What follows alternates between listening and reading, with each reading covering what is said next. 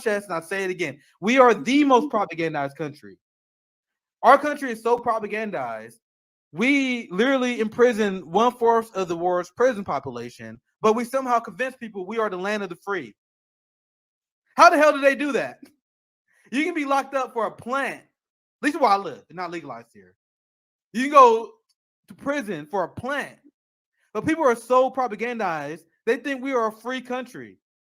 There are journalists that are being prosecuted for speaking out against the U.S. war machine, but we are so propagandized, we think we got freedom of speech. There have been lawmakers that effectively ban protesting, but people think we got the First Amendment rights. People think we got Fourth Amendment rights. People think we got a Second Amendment right. People think that. That's how propagandized we are. So the propaganda in America is so thick, we can't see past it.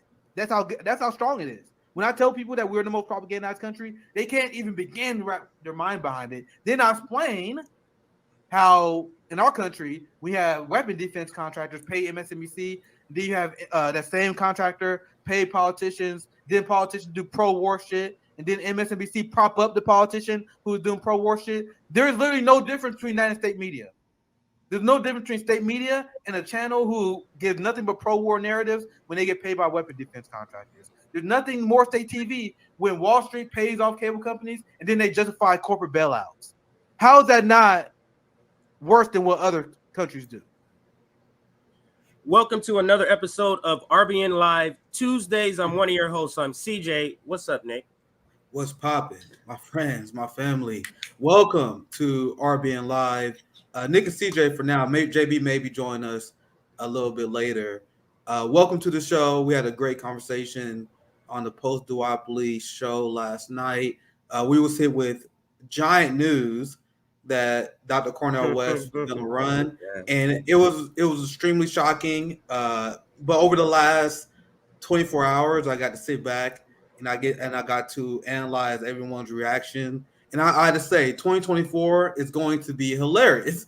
It's going to be a ball. So many people are going to expose themselves. So Dr. Cornel West is the perfect person. I never imagined that he was going to run third party, but he's the perfect person to run third party. I'm going to explain why I say that. Because there's so many Democrats that pretend that they love and respect him, and they probably do in a certain sense because they don't feel threatened by him in his politics. So they see Cornel West, they're like, oh, I got a lot of respect for Dr. Cornel West. A lot of respect. So now these people are tasked with this tricky job of smearing and discounting the candidacy of someone as inspirational as Dr. Cornel West, which led to many gems, and we're gonna cover that very soon. I call it duopoly leftists. We are post-duopoly leftists.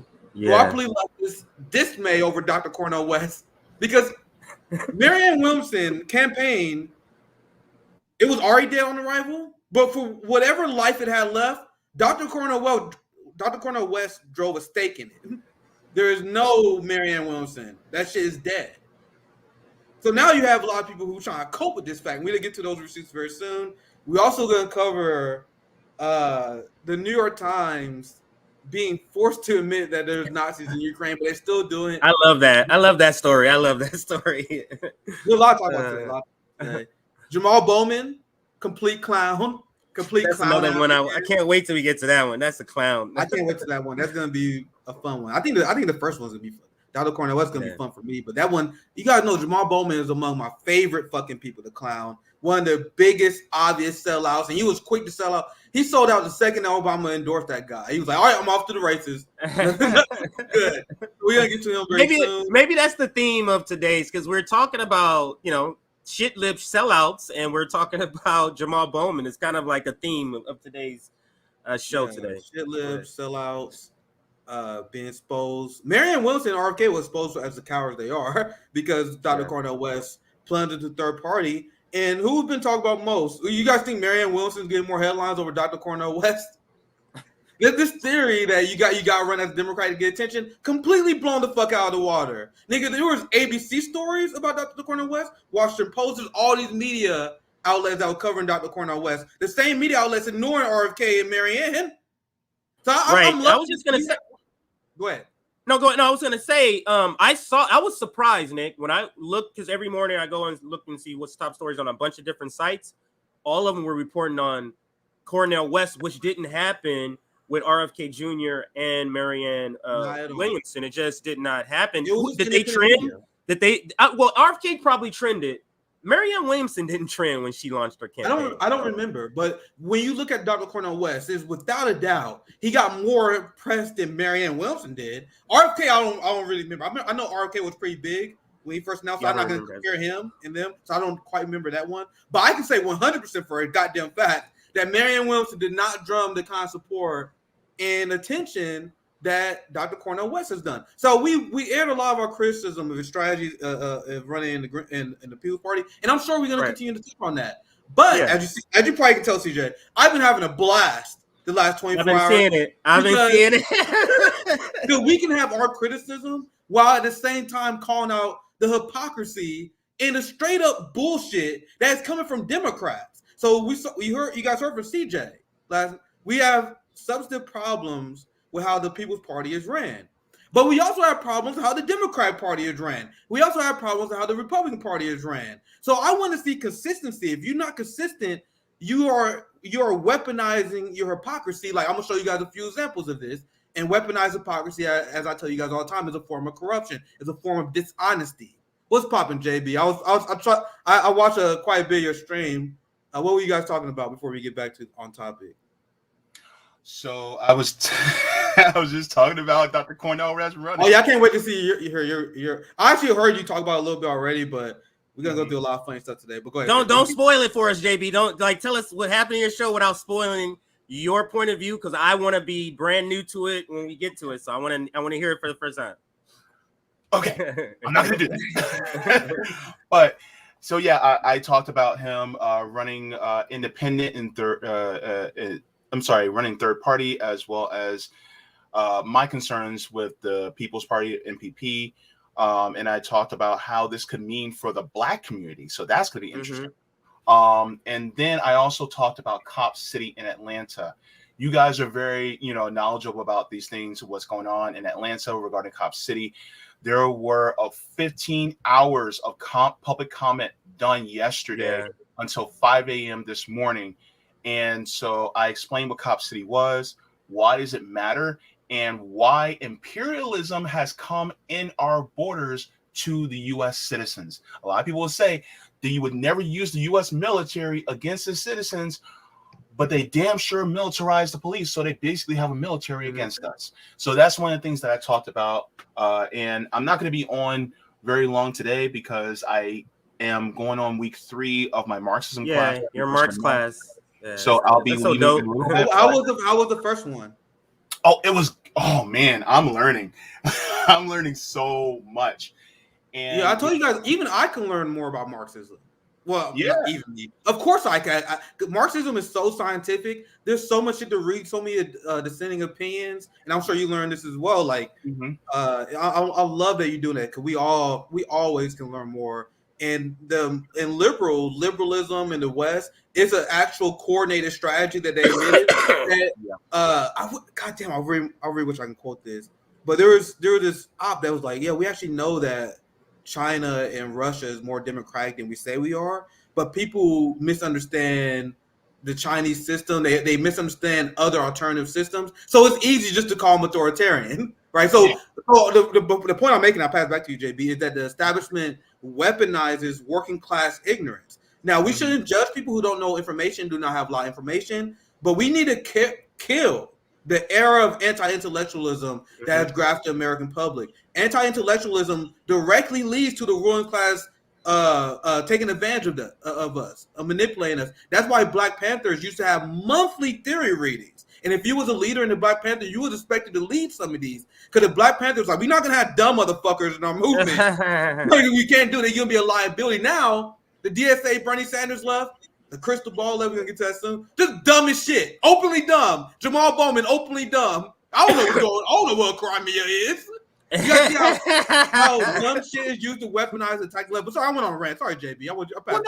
Very to your point, a lot of times we typically have the intellectual side and then the working class side separate, when in reality we need to combine them. because the thing is that they depend on you not knowing your shit in order for them to go underneath and then make it so that you don't have rights. Like, for instance, the whole thing about Cop City I was talking about on my show earlier today.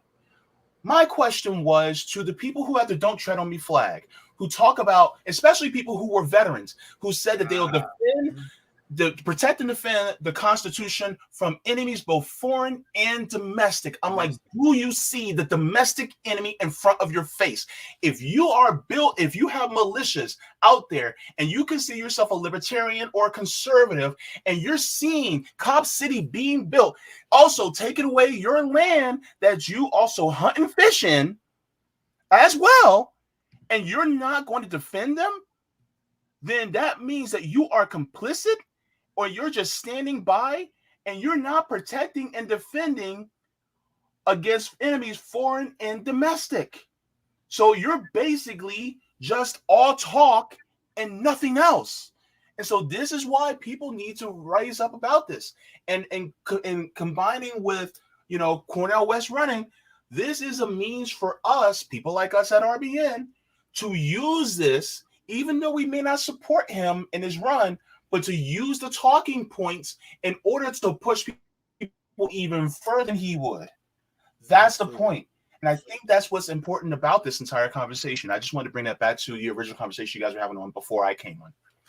Yeah, Dr. Cornel West is calling for dismantling NATO. That's fucking giant, guys. I don't know what to. That's giant. Now, I'm also going to share something else with you guys, because you guys know what I have not said. I have not said I support Dr. Cornel West. You guys want to know why I think it's the dumbest strategy that workers do that I'm trying to end, which is commonplace. Now, I'm pretty sure that my opinion is the minority. But what I found commonplace, I learned it during 2020.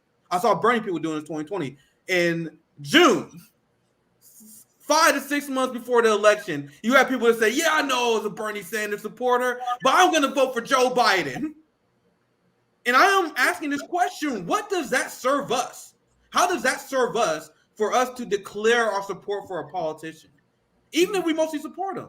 So rhetorically, I can back up what Dr. Cornel West is saying. I can use it to expose the two-party duopoly, capitalist ideology, and the people that Dr. Cornel West is fighting. But for my personal opinion, this is how I'm personally going to live my life from now on. I never declare my support for a politician anymore.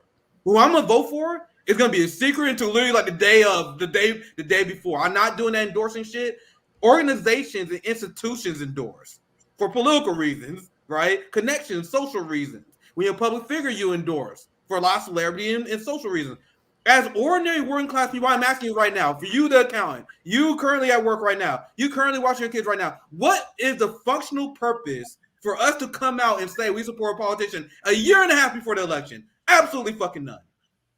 Absolutely fucking none. We should hold our fucking tongue until the day of, and then you vote your conscience. That's my this is a newly developed opinion, maybe the last 2 years, because I saw so many progressives throw away their power. I am a Bernie supporter, I'm going to support Democrats. So Democrats like, we're about to shit to the fucking right. Now, I don't think Dr. Cornel West was doing it, but once again, I don't think that strategy serves us at all. Have Dr. Cornel West guessing. Have all these politicians guessing, because they're guessing to the day of the election, they're going to be great until the day of the election. They're not going to betray you. And they're also going to be worried about losing your support later because they know you're not a bandwagoner. Right? You guys have any thoughts on that? This is like something I've been thinking about a lot over the last year or two. Even with Cornel West, when I look at his foreign policy platform, when I read the Chris Hedges Substack, it was amazing. Like the rhetoric that he is saying and how much he improved on some of these topics. CJ, JB, you have any thoughts on that before I move on to my stories? Going once. I'll read this shout out to James. Thank you for $5 and the super sticker. So as I was explaining, I don't see any value in declaring that, I'm a Dr. Cornel West supporter. Guys, I'm done with that shit. I'm done with I was the Bernie supporter, I was the Obama. No more supporting politicians. We may, at the end of the day, you never know when it comes to it, but as it is, we don't declare shit. But with that said, I see a ton of rhetorical advantages and benefits to our movement that Dr. Cornel West is bringing. Number one, destroying the two-party duopoly, running outside the two-party duopoly, and showing duopoly lovers what happens when a big name runs third party. Because as we covered earlier before JB got here, Dr. Cornel West is getting more media coverage than at least Marianne Williamson did. Well, arguably RFK, but I won't say that for sure. But I just know that Dr. Cornel West was trending #1. I don't remember any of the candidates trending #1 other than DeSantis, right? And his party was trending alongside with them. They combined it at one point. Cornel West was like 2, People Party like #5, and then they eventually combined it into one stream. So what does that tell you? That tells you guys that RBN was right once again. Now, CJ had disagreement with strategy. People had disagreement with the strategy of People Party. But look at what happened. You had a big, undeniable name. Dr. Cornel West, undeniable. Everyone in politics knows who he is. Even ordinary, like, my mom knows who Dr. Cornel West is. She's famous. I tell you guys all the time how apolitical my mom is. I remember, you guys know how excited I was when Dr. Cornel West came on my show. I told my mom, like, man, we got Dr. Cornel West coming on. She's like, damn, that's crazy. So even my mom, apolitical as fuck. In the black community, most people know who the fuck Dr. Cornel West is, especially. Right? So all you need, and this has been our theory, correct me if I'm wrong, CJ, JB, I'm not trying to talk for you guys. Our theory has been, if you get someone with name recognition, someone with a powerful message, someone that even Democrats and ordinary Republicans can attack, if you get someone like that and have them spearhead a third-party movement, you can break through. That is exactly what this shows. So I am using these rhetorical advantages. I use these rhetorical happenings to our advantage. And I know, CJ, we talked before, this is what I've been tweeting about. And the people who know that this is a rhetorical advantage for third-party activists like us are freaking the fuck out. Democrats are in complete disarray. Progressives who pretend they are anti-establishment is in disarray. Because a lot of the progressives who pretend they leftier than now, they will say, oh yeah, I'm a leftist, I hate the Democrats, but what can we do? What can we do? We gotta run as Democrat. Or else, but now, Dr. Cornel West completely shattered this. So now you're seeing shit-lived, vote blue, no matter who reactions. And now one of the biggest cornball Uncle Tom Democrats that you will ever find out. And guys, I swear to God, I do not use that term. I do not use the term Uncle Tom lightly. Like, I rarely call people that term. But Ben Dixon, I seen a video of him unapologetically supporting arming Nazis in Ukraine. So even though I do not use the term Uncle Tom a lot, if you're a black dude and you support arming Nazis, I feel like that's fair game to call you Uncle Tom. My point is, that's a very tricky term. I don't like a lot of people using it. But if anyone ever qualify as an Uncle Tom, it's this motherfucker right here, Benjamin Dixon. You guys want to know how much an Uncle Tom Benjamin Dixon is? Benjamin Dixon unironically supported Elizabeth Warren over Bernie Sanders. Wait, what? Yes. Before, and he did a rebrand. I remember this because he used to follow me back in the day. No way. He used to follow me back in the day too. There was a lot of TYT people, all these social democrat moderate motherfuckers used to follow me while on the Bernie campaign. So I used to see him. I used to be upset, Ben. I'm like, why the fuck are you propping up Elizabeth Warren? A lot of Bernie people were like, why the fuck are you propping up Elizabeth Warren? So then Ben realized that was a wrong position. So he did the most obvious rebrand in the history of politics, where all of a sudden he's a Bernie supporter, never talk about Elizabeth Warren ever again. But I remember a lot of OGs like me. I never knew that. I never knew that. That's why I know you wouldn't know that. That's why I would let you guys know some background to this guy and why I call him Uncle Tom, because I literally do not use that term a lot. If there's anyone that this shit applies to, it's this motherfucker. I promise you. Go ahead, JB, if you want to chime in. Nick, remember Bernie, bruh?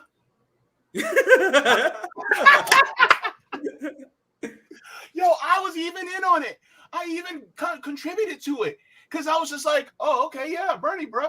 Basically meaning that they were trying to make it so that, oh, yeah, black people are for Bernie too. And he made this video called Bernie, bro. And I'm like, yeah. Now that I look back, I'm like, why in the hell did I participate in that? That was Ben who did that? What was I thinking? Did Ben do Bernie, bro? I evolved. Don't cancel JB. I evolved.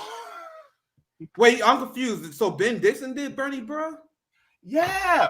Oh my! I didn't know that. I had no idea. I didn't participate in that. Oh my god! You guys are gonna laugh. Yeah, I don't even know what y'all talking about. I don't even know what y'all talking about. Yeah, not important. Let's move on. Not too important. Yeah. But let's. So this is Ben Dixon's take, and this is already particularly hilarious because you see this needle that these moderate shit are going to walk, where they have to pretend They love Dr. Cornel West and all his policy positions. Like and Crystal they Ball. vibe. So people like Ben Dixon want us to believe that he vibes with Dr. Cornel West, even though Dr. Cornel West is calling for the dismantling of NATO. But Ben Dixon is a Negro who supports NATO. The biggest Uncle Tom you can possibly fucking find. So you think you vibing with Dr. Cornel West when you guys have very substantial differences on geopolitics? That's like whether NATO stays and where NATO goes is a giant disagreement.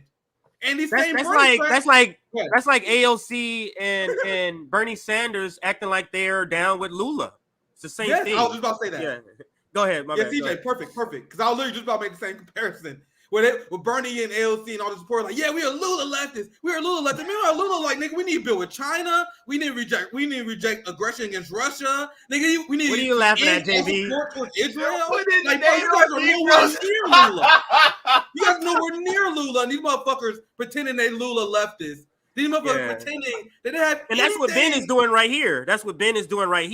Oh, my beloved brother. Yeah, because they can't attack him in the same way that they would attack, a Marianne Williamson with fire. They gotta know, because if they attack him like sideways, they gonna catch the fire just off of the attack. Imagine if they try to attack him the same way that they tried to attack RFK. Ben Dixon had me blocked. Someone shared me the screenshot because it was so fucking hilarious. But I can only imagine what Ben said about RFK. I've seen all the Marianne Williamson say, "Oh, he's an anti-vax crank. He's this, he's that." Super soft on Marianne. If that is your critique, if your critique of RFK is not Israel, but your critique is anti-vax, you are unserious, and you're telling me you're a part of the managerial class. You are completely unserious. Go ahead. Absolutely. So let me read. I actually haven't read the tweets. I know a lot of you guys probably read it already, but for people who don't watch it like I do a lot of times, when I heard about my beloved brother's campaign for president, you guys see how he's trying to tie himself to Cornel West? Like, you are nothing like Cornel West. Nothing like Cornel West. When I heard about my beloved brother's campaign for president, I immediately thought of President Ron DeSantis' first 100 days. So this is Ben Dixon doing the straight up vote blue no matter who shit lib logic here. This is shucking and jiving. This is literal shucking and jiving for white supremacy right here. Now you guys see why you're trying to act like, him running. Like, think about what he's saying about democracy. We can't have too many candidates, because then we might actually have democracy here instead of trying to rig the system to get Joe Biden here. They are deathly afraid of Donald Trump. They know Donald Trump has the upper hand, and they are trying so hard to bring him down. This is showing that fear. This is like Trump derangement syndrome and a bunch of other shit all wrapped up into one. Go ahead, Nick. Now you guys see why I call. Once again, I swear to God, how many times you guys see me use that term? It's very, very, very, very rare. But this is Benjamin Dixon calling for less democracy. And I'm asking you guys this: what black agenda did you ask for, Ben, before doing this? Before saying that we should support Democrats, that we shouldn't support any third-party candidacy, what black agenda have you fought for? Because what have I said? One of the reasons why I'm pro-third party, because I believe that black people need to establish their own self-determination, have their own political shit. And if you want to join us, that's great, but we need to do our own shit, organize our community. We need to stop listening and following the directions of white America. And that just be 100% clear. I know that upsets some people when I say that, but we need to stop following liberals. We need to stop following Republicans. We need to do our own fucking shit as black people. That is what literally every other ethnic group does.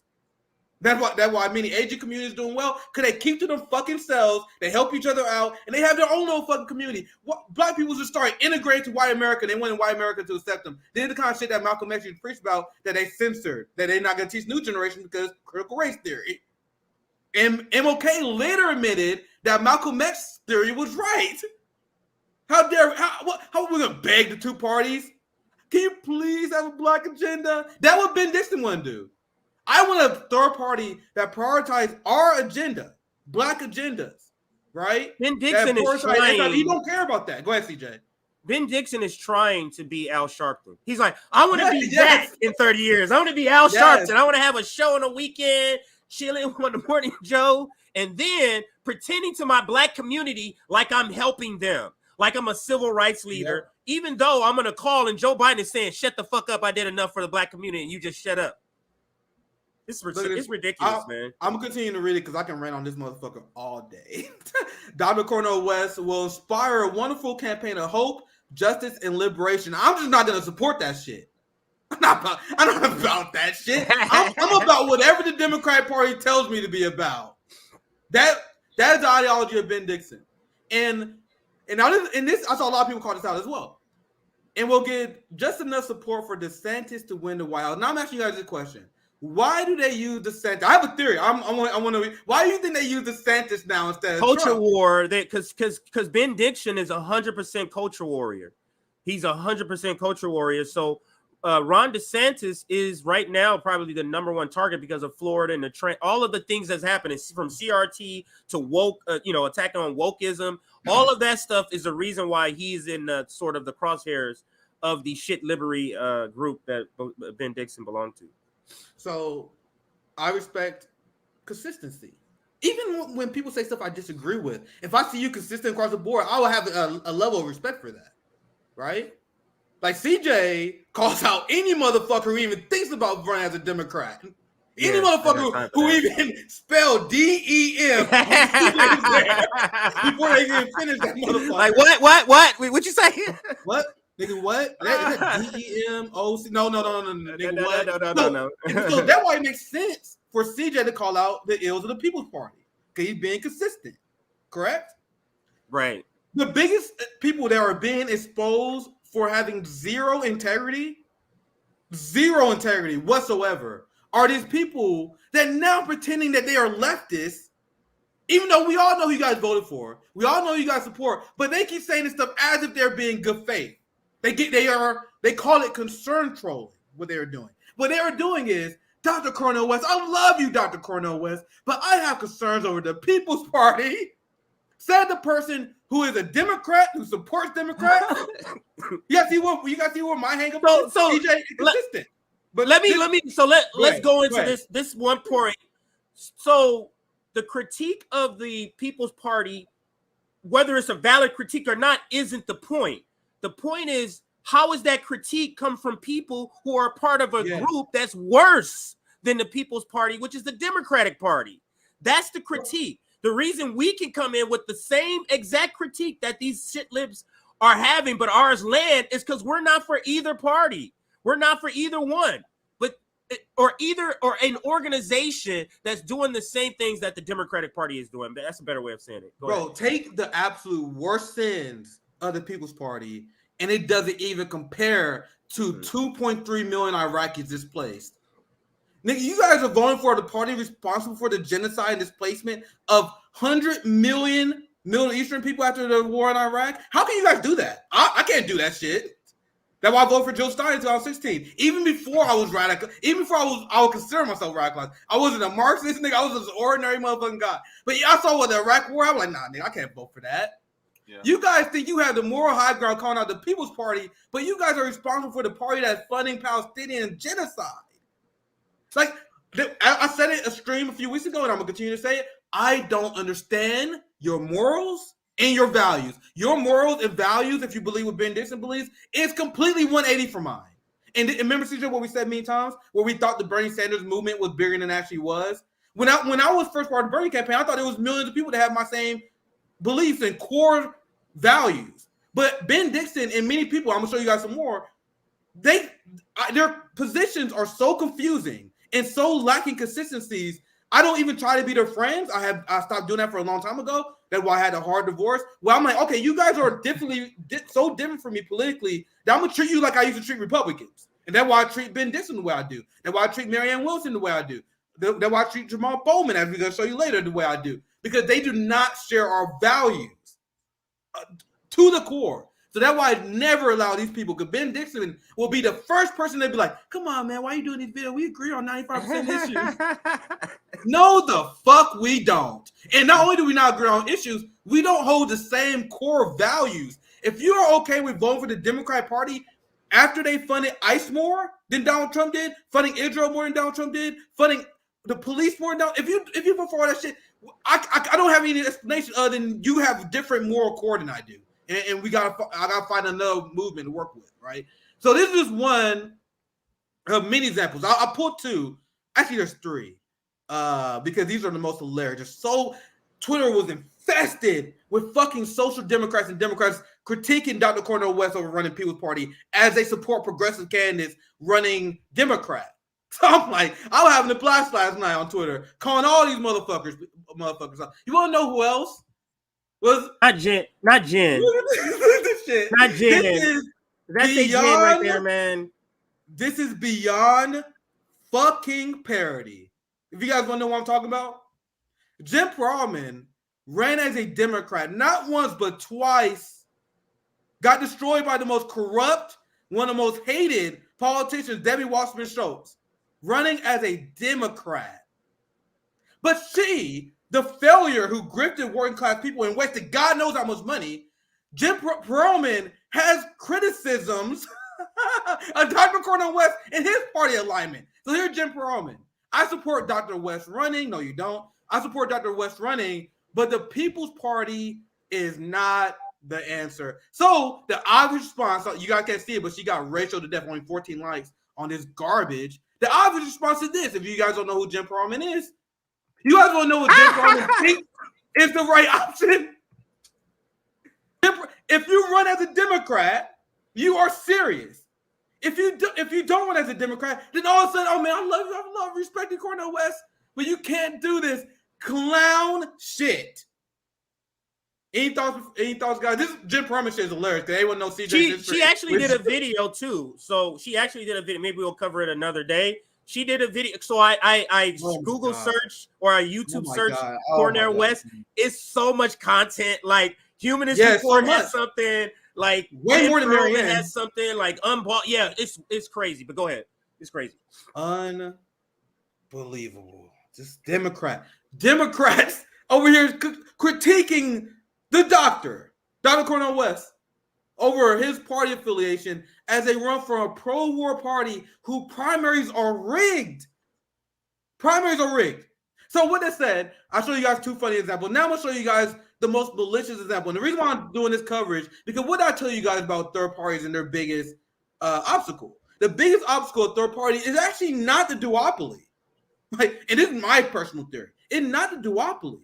Because people hate the duopoly. The duopoly not doing anything that win people over third party. Most people want an independent. You want to know who hurt third parties the most and why I have extreme venom for these people? The people who are edgy. The people who consider themselves progressive. The people who are like, I hate Democrats. I hate Republicans. But then when it comes to a final alternative, they're like, oh, man, I know I hate Democrats. But, man, third party is not possible. It's not possible to run third party. And my thesis goes as such. These people are the number one obstacle to building a third party. You guys hear me? Any disagreements? Everyone, the number one obstacle to building a third party are people like Crystal Ball, who I'm about to show you. The people who consider themselves progressive, every single person in the Bernie campaign, every single person that's like, yeah, I agree with Mecca fraud. Yeah, I want to end the wars. But come on, man, not realistic to start a third party. Because you guys, can you imagine how many people they convinced not to support third party? It's a chain reaction. Pause right. Let me say this part. Because just think about what you just said, what she says. Oh, it's not right time. It's not viable. Tell me how that is not textbook white moderate that Malcolm X and MLK talks about. They trying to say, no, Joe Biden is white. No, Joe Biden is the opposite. He's completely a neoliberal. He's not trying to be our friend. You are. The progressives are trying. Absolutely. Oh, we're here, but it's not time for that. No, we can't do that. No, defund the police. That's too scary. No protesting. That's too scary. You are the one. So the Crystal Balls, the Sam Cedars, the Emma Viglins, the people that don't want us to get into the street, you are the white moderate that our radicals have told us. And there's and these white moderates have been like, you remember what they said about white moderate Joe Biden? Like, nigga, Malcolm, they made it clear. There's the enemy and then the people who pretend to be on their side. You guys are pretending to be on our side. People like Crystal Ball are pretending to be on our side. Now, I'll show you guys Ben Dixon. I'll show you guys Jim Perlman. Now I'm going to show you guys a series of takes. JB, anything you want to add on before you continue? I know I want to give you a chance. I got to get going because wow. Yeah. But I have my Marxism class in a few minutes. But, man, you made some good points. That's why I was making the faces I was making. I was like, oh, yeah, I can't wait today. This is going to be a fun show. We should just get warmed up, guys. We just get warmed up. JB, what can they find you? Plug your channel anything for anyone new. Oh yeah, you guys can find me on the JB Font channel. I have my own channel as well. This Saturday I'll be having on Kit Cabela from Heart Balance Media, so he'll be on my channel. And then next Tuesday I'll be having on Kamal Franklin from Black Power Media on my channel as well. So it's gonna be, yeah, we're gonna have some great conversations in the future. And then also I'll be reading the autobiography of Sada Shakur later this week. So you guys can also tune in. Guys, JB is gonna be something else in like 5 years. Like he already amazing.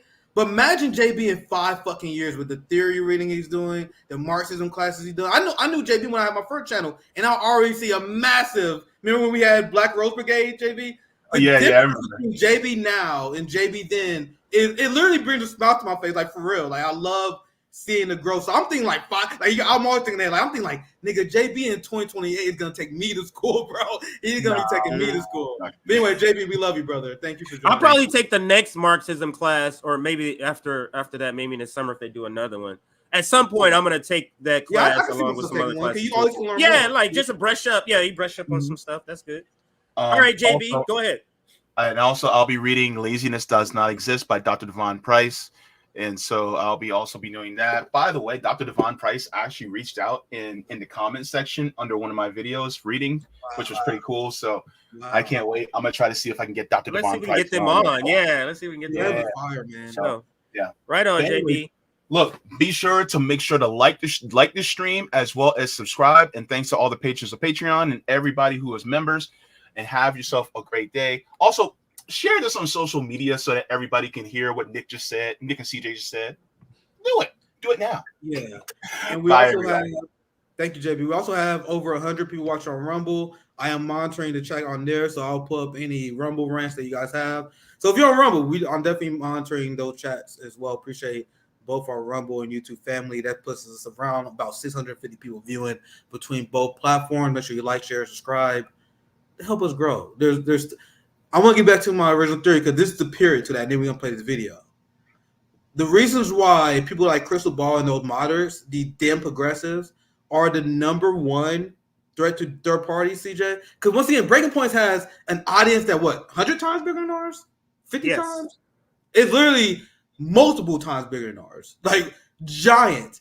So do you guys know how many people they be listening to Crystal Ball's coverage? Because she will do a radar talking about how Democrats is horrible, right? Because she does those every once in a while. Like, yeah, Joe Biden didn't do this. He didn't have this promise. Democrats are doing this, doing that. And then these motherfuckers be almost there.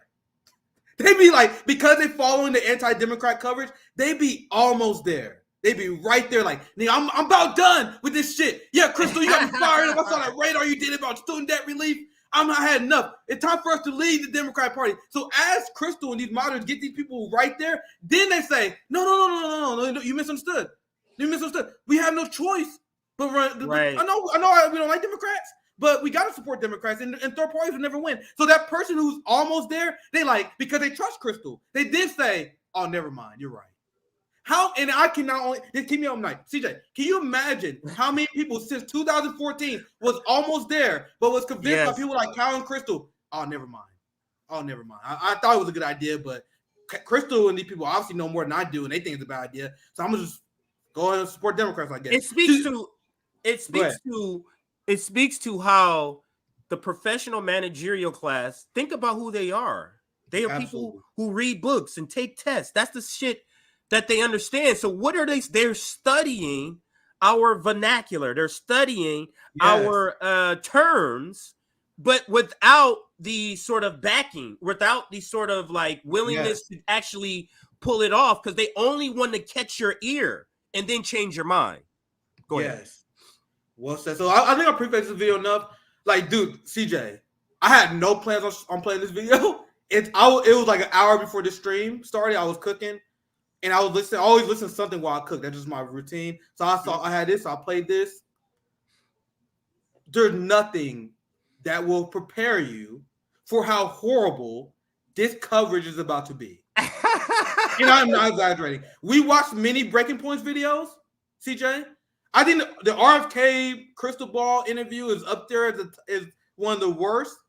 But this is up there with the RFK interview. I swear to God. I was gonna watch it, so we're gonna watch it now. Good. Yeah, we gotta watch it now. Good. That's Okay. only reason I'm playing it because I was watching it with my roommate like, what the fuck you screaming for? Because I was literally like, what? I literally had an audible reaction to some of the shit they just say here. And I'm gonna break it down one by one to the point where it's undeniable. And it was so bad. I got to near the end because I was like fuming. And I was like, I want these motherfuckers to debate me so bad. These niggas need to I will clown these motherfuckers so bad. And I want you guys to stay tuned in this video, in this part here, because Crystal puts on the textbook Crystal Ball Dixie performance, but Saiger actually comes in later and says the dumbest shit out of the entire video. Saiger says the dumbest shit I've seen out of anybody during the Cornel West dialogue. I'm not gonna spoil it. I'm saying that so you guys stay tuned because this shit gets crazy. Now let's play. Swinging. Now I skip the first 2 minutes and 45 seconds because it's mostly just filler. Talking about what we already know. This is near the end of the announcement video, and then they could get their takes. Oh, Jesus Christ. This is about to be crazy. Style and a smile. Accenting the best in you and trying to tease out the best in me. Let's do it together. Wow. So I think it's a great video.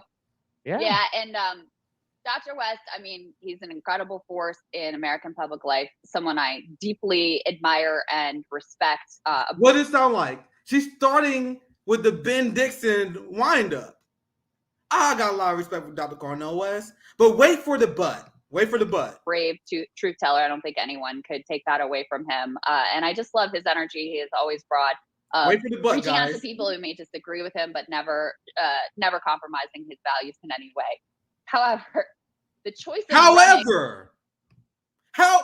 However, let's see her critique here. It's unbelievable. in this way with the People's Party is just Can you pause it 1 second? Because I want to preface this before we hear it, just so people don't think I'm saying it just because I heard it on there. I haven't seen this. So if her critiques of the People's Party are any critiques that applies to the Democratic Party, what are you talking about? That I just want to say that in the beginning. So listen for the critiques, and let's say, does this also ask yourself, does this apply to the Democratic Party when she says it? You can go ahead, Nick. Oh man, I can't wait to hear some of this shit, man. They just get started. Listen to this shit. So I went back to the however part because the first 15 seconds after they in the announcement video, she's like, I love Dr. Cornel do the same thing Ben Dixon do. Wait for the however. She don't say but however. Listen to that part. Compromising his values in any way. However, the choice of running in this way with the People's Party is just confusing to me. Confusing. If you're going to run third party, the Green Party has ballot access in almost every state. They obviously were. So this is something that's been annoying the shit out of me. And you told us to get serious. She told us to get serious, man. Yeah. Go ahead. Go ahead. I actually love that take. CJ, I love that take. I actually wasn't about bringing it there, but that's such a good point. Remember when we was like, we're not going to support Marianne Williamson. We rather support the Green Party. When that happened, she was like, get serious. Grow up. Now, all of a sudden, Dr. Cornel West is running People's Party. All of a sudden, you're a Green Party activist now. Then one of the tweets I sent last night was, CJ and all our critiques of the People's Party are legit, but there are people who do not support the Green Party, and I know these people kind of know what they said in the past before. They voted Democrat. These people don't support the Green Party, but they say, man, I would love if Dr. Cornel West ran the Green Party. Nigga, will you practice what you preach? Because if you practice what you preach, you would support the Green Party too. So why are you demanding Dr. Cornel West to support a party that you don't even support? But anyway, let's continue. It can actually get worse. It actually get way worse. This is very mild compared to what Sire going to say later. Have an impact and gain more traction in 2016 when Dr. Jill Stein ran.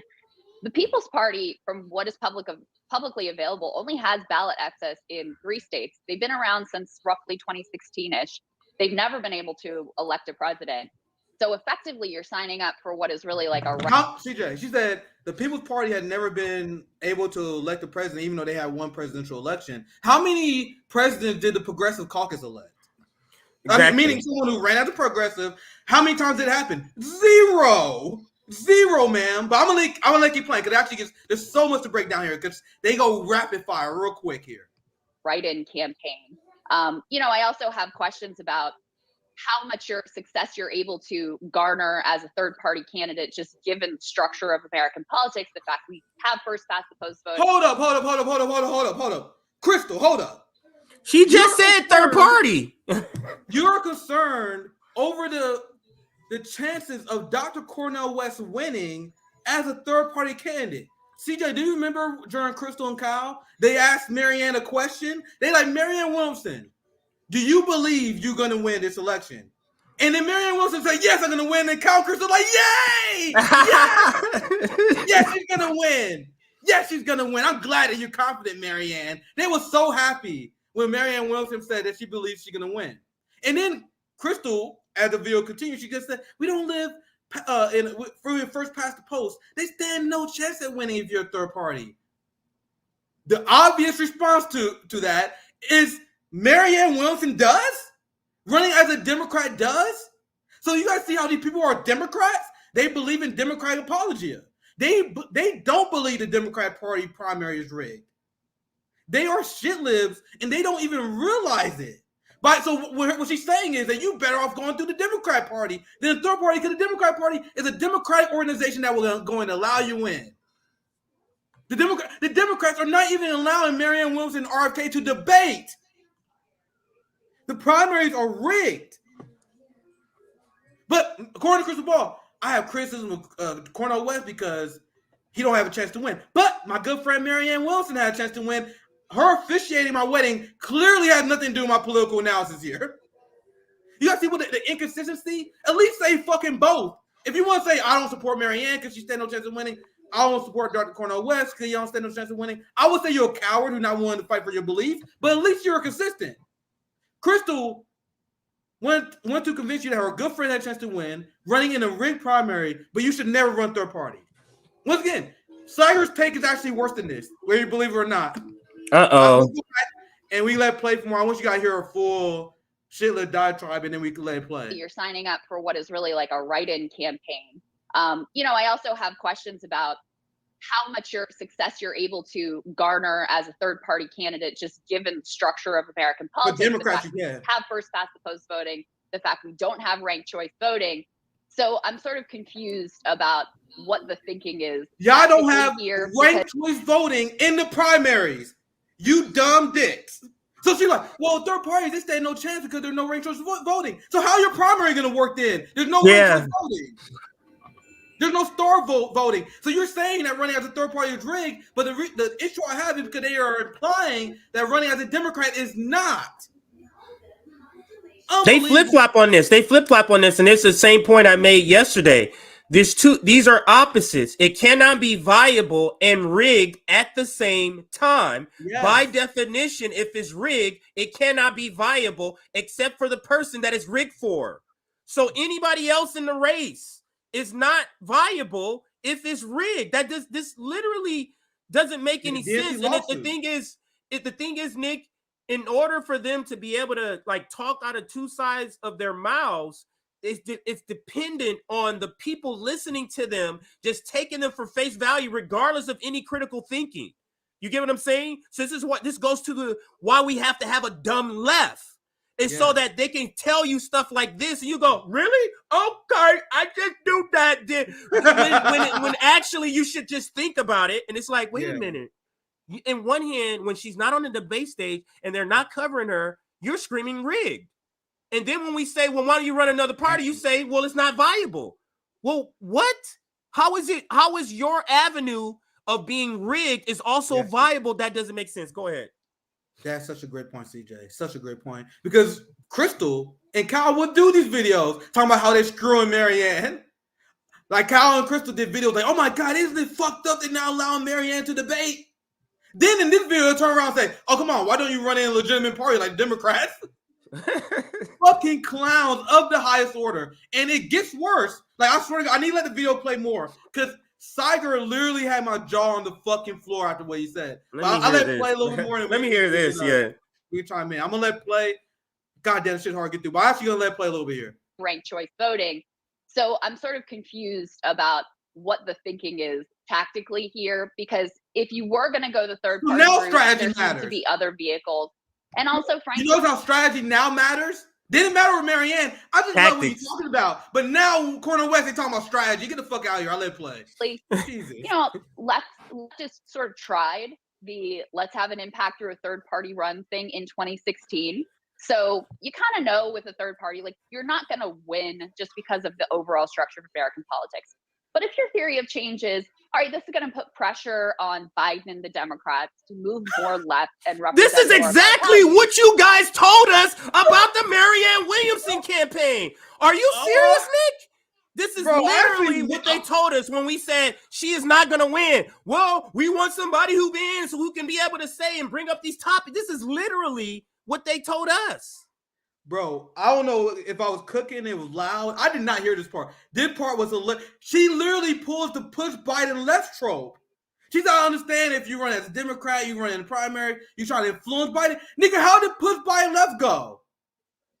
So according to Crystal Ball, it's a legitimate strategy to run as a Democrat to get leverage over Biden in the Democratic Party, even though Joe Biden literally shifted to the right in funding the police more, cut Medicaid, cut social spending, funding the military more, expanded fracking, public drilling. Biden has shifted to the right since you guys did the strategy and run as the Democratic Party because the Democratic Party saw your support. Everything that she says, up is down. The sky is red. Nigga, everything she said is the exact opposite. And here at this part, we rewind it again. She literally advocates for the push Biden left strategy. I actually missed this when I first scanned this video. That's why I had my reaction. I was like, bro, I don't know how I missed that part. Listen to this part again. No, with a third party, like you're not going to win just because of the overall structure of American politics. But if your theory of change is, all right, this is going to put pressure on Biden and the Democrats to move more left and represent more of our values. Well, that was tried in 2016.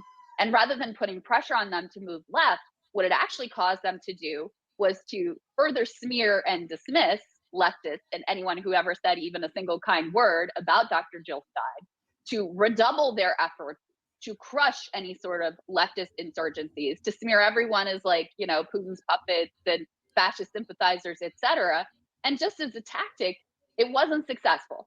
So that's sort of my take. I love Dr. West, doesn't take anything. So I'll correct myself there. She does bring that up, but her take is even more confusing because she just acknowledged that if you run in the Democratic Party, they're not going to shift to the left. How does that criticism apply to Cornel West? How does what you just said apply? What you just said applies to Marianne Williamson, but you didn't have the balls to say it to Marianne Williamson because she officiated your wedding. You said that if you run in the Democratic Party, you're not going to shift the party to the left, which is a correction. She does say that. But so where is this criticism of Marianne Williamson who's trying to do the same thing that failed in 2016? It's not there because she had him at the wedding. Unbelievably inconsistency. But let's continue because I really want to get to the cyber part before we move on. Away from my respect for him, but as a tactic, I'm quite confused by it. It could be he just wants media attention and he wants to try and move the race, you know, in that way. In that way, I mean, listen, it could also be a way in order to garner funding for the People's Party in order to get them on more ballot access to try and get the initiatives in order to set them up for future success. I think that's one way to look at it. I mean, I think that really, in fact, that's probably the most likely scenario, which is that given he's such a well-respected figure and is well-known media-wise, gaining enough attention both in the media forced to cover his run, but also I'm gonna let it play till Siger says the part I'm waiting for. He says what he says is horrible. I'm gonna let it play until he gets to the point. To gain enough money and volunteers, then they could go out and to try and get more ballot access so that they could become maybe the next Green Party in the future. Overall, I mean, look, I think people often confuse, political reality for like a judgment. Like, I have no issues with third parties. It's always more I just come down to like, is this a real effort that's actually going to work? And that is why, right? I mean, honestly, that's why I respect what RFK Jr. and Marianne are doing, because what? Well,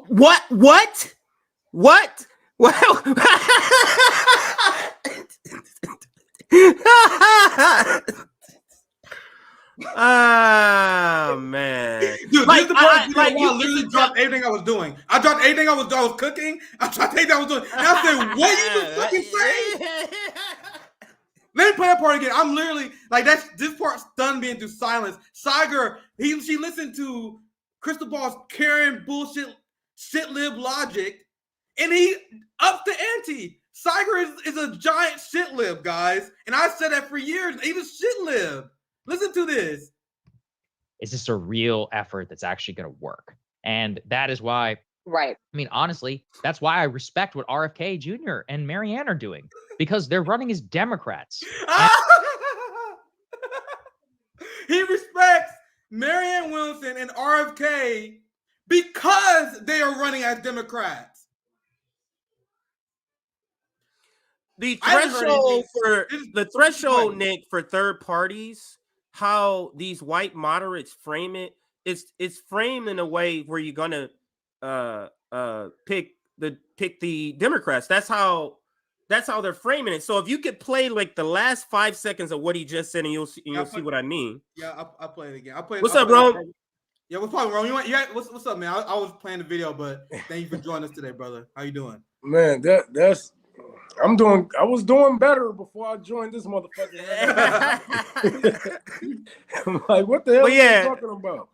Yeah, we definitely gonna clip this because I want A1 to see how fucking dumb these people are. Because I was watching this segment like, bro, can you imagine if I debate these people on this shit? I will literally ruin their entire political career. Like, I will debate them, and people will never see them as serious political actors again. Because as I was doing the video, I will pick apart their strategy is so infantile. So Saiger has more respect for RFK and Marianne running as a Democrat than he does people who run as a third party because he thinks that there is some sort of negotiating mechanism. There's some sort of power to be willed running as a Democrat, even though that's been Crystal literally seconds before you said that mentioned how running as a Democrat will lead to party shift to the right. And you say, well, I at least respect people because they run as a Democrat because he's an institutionalist.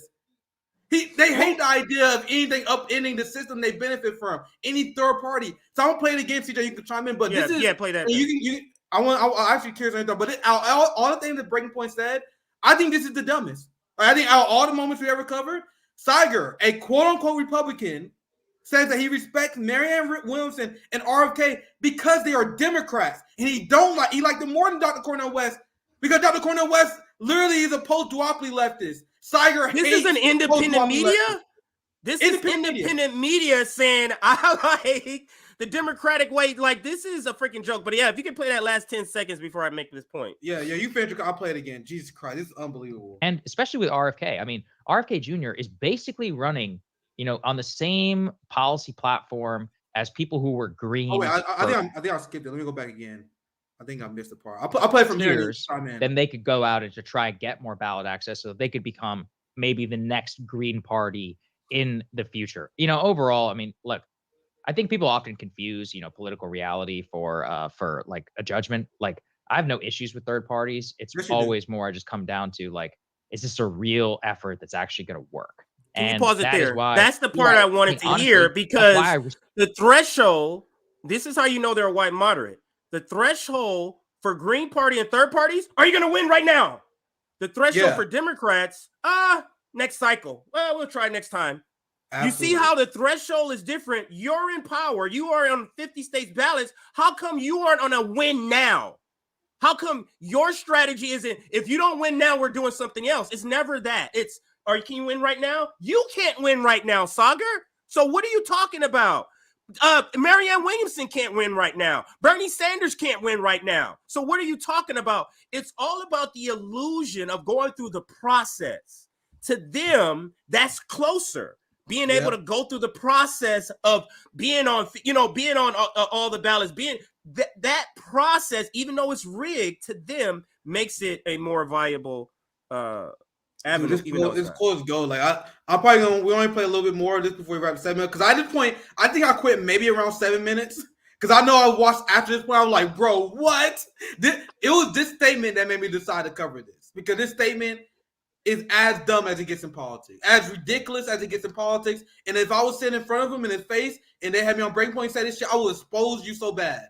If you say something this ridiculous, like Saiger said, like this is textbook institutionalist thinking, and they are quote unquote independent media. I'll play this part again. This be the last part we play before we move on. More ballot access, so they could become maybe the next Green Party in the future. Overall, I mean, look, I think people often confuse, political reality for like a judgment. Like, I have no issues with third parties. It's always more I just come down to like, is this a real effort that's actually going to work? And that is why, right. I mean, honestly, that's why I respect what RFK Jr. and Marianne are doing, because they're running as Democrats. And especially with RFK, I mean, RFK Jr. is basically running, you know, on the same policy platform as people who were green for decades. No, the fuck he's not. He's a Zionist, you stupid fuck. That's why he's a Democrat. If anyone confused on why RFK Jr. is a Democrat, RFK Jr. is a Democrat because he's a Zionist. He's class loyal. Are we clear? That's why. Last part, I'll end it. Jesus, but he, Christ. I think, correctly intuited that if I run as a Democrat, that this forces a genuine contrast with Biden. Marianne doing the exact same thing as well, even though they both easily could be third-party candidates. It almost gives them, I don't want to say a legitimacy, but it gives them a more contestable ground. Also, you know, same with many other, even, you know, look, I don't think Liz Cheney could ever win, but there's a reason she's not running third party. She's like, no, I'm a Republican, because she wants to. Oh, okay. You guys see where this is going, but yeah, Jesus fucking Christ, man. Like, Jesus Christ. Like, they are establishment, and their job is to smear anything that goes outside establishment, and they're going to work backwards for the conclusion to justify their position. Like, what they're saying here makes no sense, because Cyber pretending that there is institutional advantages of running as a Democrat, and he even mentions in his spiel that you might be able to contrast yourself with Biden. You want to know who's been the most successful at contrasting himself with Biden? Dr. Cornel West. And literally in one day, been trending everywhere. This theory that you guys have, that you got to run as a Democrat to be acknowledged, is completely false. Because they ignore Marianne. You guys do segments on this shit every week. Kyle does segments every week about how the media is ignoring Marianne Williamson. How they ignoring RFK. But then they turn around when there's a third-party candidate and say, oh, you should run as a Democrat because RFK and Marianne are getting so much attention. These people are not dumb. They are malicious. Like, I don't believe these people are this dumb. Like, I could pause this shit every 15 seconds and point out how what they saying to you is a lie or bullshit. They are telling you this shit because they have a narrative. They have a motive. They have a bias. And that bias is towards institutions that turn them into millionaires. Think about this. They're independent media telling you to stay within the bounds of corporate media's teams. Other than independent media, who's supposed to push third parties? Who's supposed to push that? Why is it independent media? Go ahead. Shouldn't be pushing Democrats nor Republicans at all. You know, we ended for a reason. Yeah. But despite how I feel about voting, or even the people that's running, if you was running third party, you know, even if you don't have ballot initiative or access to ballots in all states, do what you do, you know? Do what you can. I would have more respect for you if you built it from the ground up. And this is the problem. Everybody measure things out in wins, and losses. Yes. Like, dog, we are going to lose. You know, that's what happens when you build an organization. You're going to lose people. You're going to lose numbers. You're going to lose a lot of things. But that's what happens when you build a real organization from the ground up. So maybe the people's probably maybe they're doing what they should be doing. We don't fucking know. We're not behind those doors. We're sitting at their desks, right?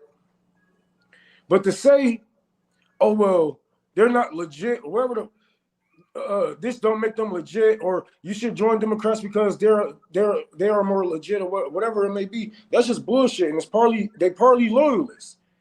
At the end of the day, you know, and it's crazy how he's a Republican and she's a Democrat, and they just working together.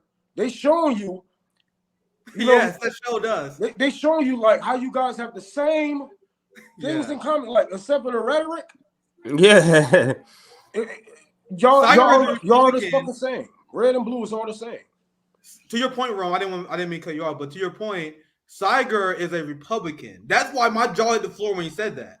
Why you as a Republican saying you respect people who run more as Democrat than third party? Wouldn't it be the exact opposite? You should be a Republican, be like, yeah, third party, Dr. Cornel. Any left people want to run third party? That's what usually Republicans do.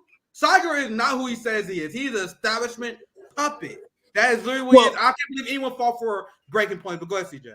And another thing is that all of these people are friends, and it's clearly that they can't be in a position to be friends with these people and tell the truth. So they're exposing themselves as being nothing but independent corporate media. Like that's all they're doing. They've been trained. Just think about it. Sagar and Crystal have been trained by corporate media. Yeah. What's supposed to be in front of the camera, what shouldn't be in front of the camera, how to say things, what sources to use. So they brought all of that to independent media. And I'm going to say this, and this will be my last point on this. They were a lot more independent in their thinking when they were on Rising. When they came by themselves, they went completely corporate. Corporate. So go ahead. Great point. Romy, last thoughts before we wrap up. I got quite a few stuff to cover. CJ, there's a story that you wanna chime in, just let me know. I had a lot of stuff to cover. We talked about it before the show. But if there's anything you want to cover, just let me know. We do that next. Just to make sure we cover the Jamaal Bowman. Yeah, that was my next Bowman before. Yeah. That's the only thing I wanted to say. But Romaine, last thoughts before we move on to the Jamal. The Jamaal Bowman. I just feel like this is gonna be just as funny. I just feel like they are mad because even if, like, let's say if Dr. Cornel West ran as a Democrat, that helps them overall. It helps bring them money to their channel. Of course, they're gonna bring him on. They're gonna shine his shoes, rub his back, do whatever it takes to get him there to have that that access, that journalism access. But they are he basically throwing a monkey wrench in their cash cow, I should say, which should have been Marianne Williamson, which they see that have backfired, or it is backfiring in their faces in real time. Nobody is interested in her. And with Dr. Cornel West being so beloved amongst a lot of fucking races in America, he's going to take all the spark away from her. He's going to take the little attention, that she had, and a good grip of her followers, a good grip of her supporters, I should say, because you can see that these people will have the same, base or whatnot, or be around that same area or whatnot. But yeah, he's gonna take a lot of money out of Crystal mouth and pockets. So I said mouth. He's gonna take a lot of food out of Crystal mouth and money out of her pockets, and she doesn't like that. So of course they got to step on it and try to at least shame him to where he's gonna one day hop and skip over to Democrats, but I don't see that coming. So I'm jealous of Rome's new fro. I remember you told me a long time ago, you're like, man, I'm about to grow a fro. Like, oh, whatever, nigga. Look at his fro now. I'm jealous as hell. Yeah, I got tired of cutting it. I just saw a few people give you props on the fro in the comments. So I had to at least mention it. Back being one of them here. But CJ, you can put the comment you put up earlier. The next story we get to is Jamaal Bowman and him being a clown. And this is I like to call this a continuing series that we're doing, exposing the NATO left. CJ, we do this once a week because I have so much funk for these people. Of course I have funk for these people. Of course I have hatred for these people. They take an ideology that I strongly believe in. Socialism, progressivism. And they are trying to tie it to Nazism and being pro-war. Of course I'll be upset at that. Why is there not more anger at that? They trying to take our shit. They trying to take our terms and turn it into a pro-war ideology. So yes, I have smoke for the NATO left more than almost anyone else. Look at what Lula is saying about the Ukraine war. Look at what Dr. Cornel West is saying about the Ukraine war now. Look at what all these people on the left saying about the Ukraine war. But you guys are getting that shit wrong? I don't fucking believe you. Now, before we get to Jamaal Bowman, I'm covering this order for a reason. So I'm going to cover this first. Because I do not believe these NATO leftists are as ignorant as they claim they are. They are not as ignorant as they claim they are. Because ever since this conflict started, we saw Nazis literally with Nazi patches on, posing with guns, being part of the Ukrainian military. So as a principled socialist, communist, geopolitics aside, everything aside, we are supposed to be against arming Nazis on principle. Like Ukraine, Russia, it literally does not matter the situation.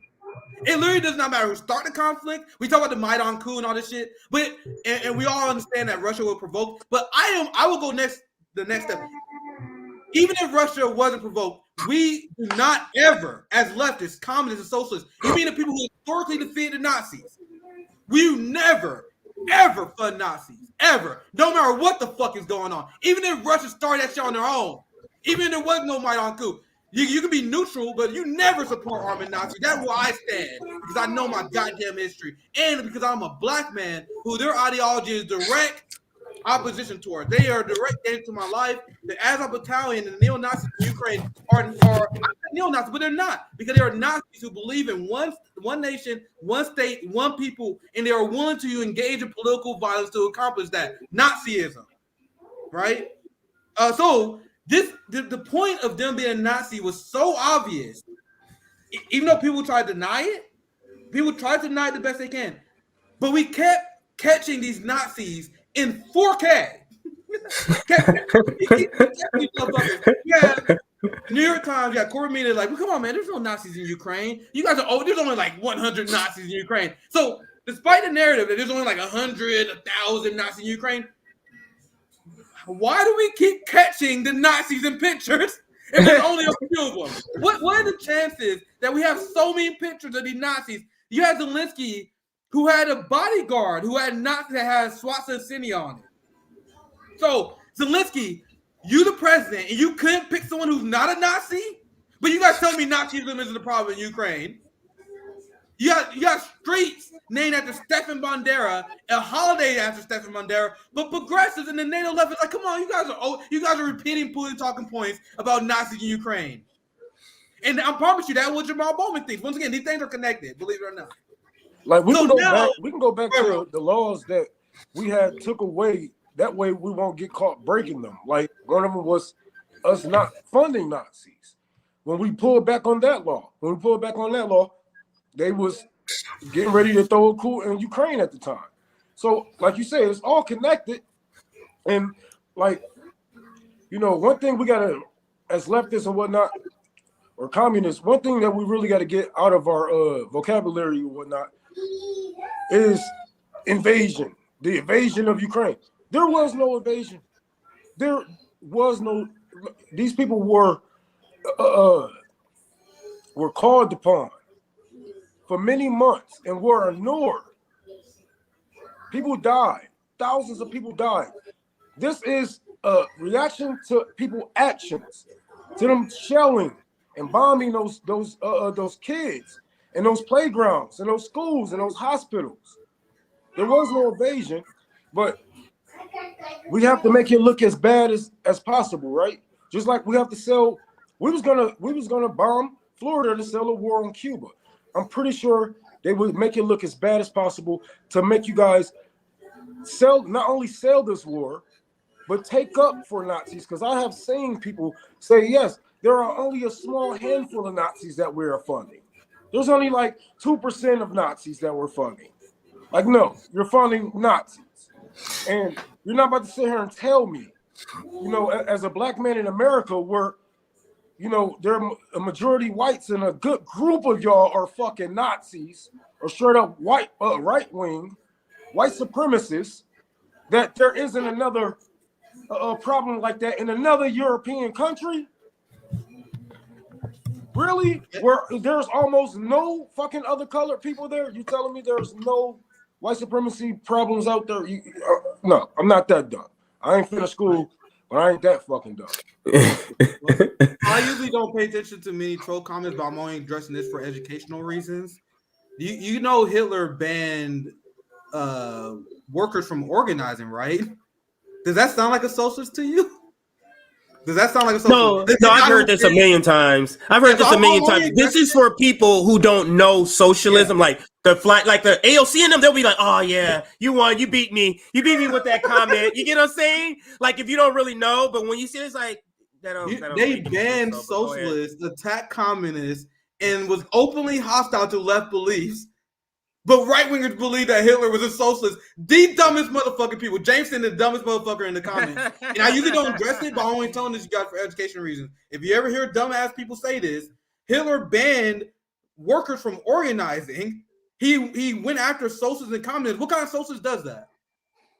Capitalists and shambles. They got to make up stupid bullshit to justify why they run an economy that crashes every 5 day year, so they got to make a bunch of bullshit to scare people about socialism. Anyway, that's a side point. I just had to address that just for Yeah, this is another good comment. Damn, we comments went fast as hell.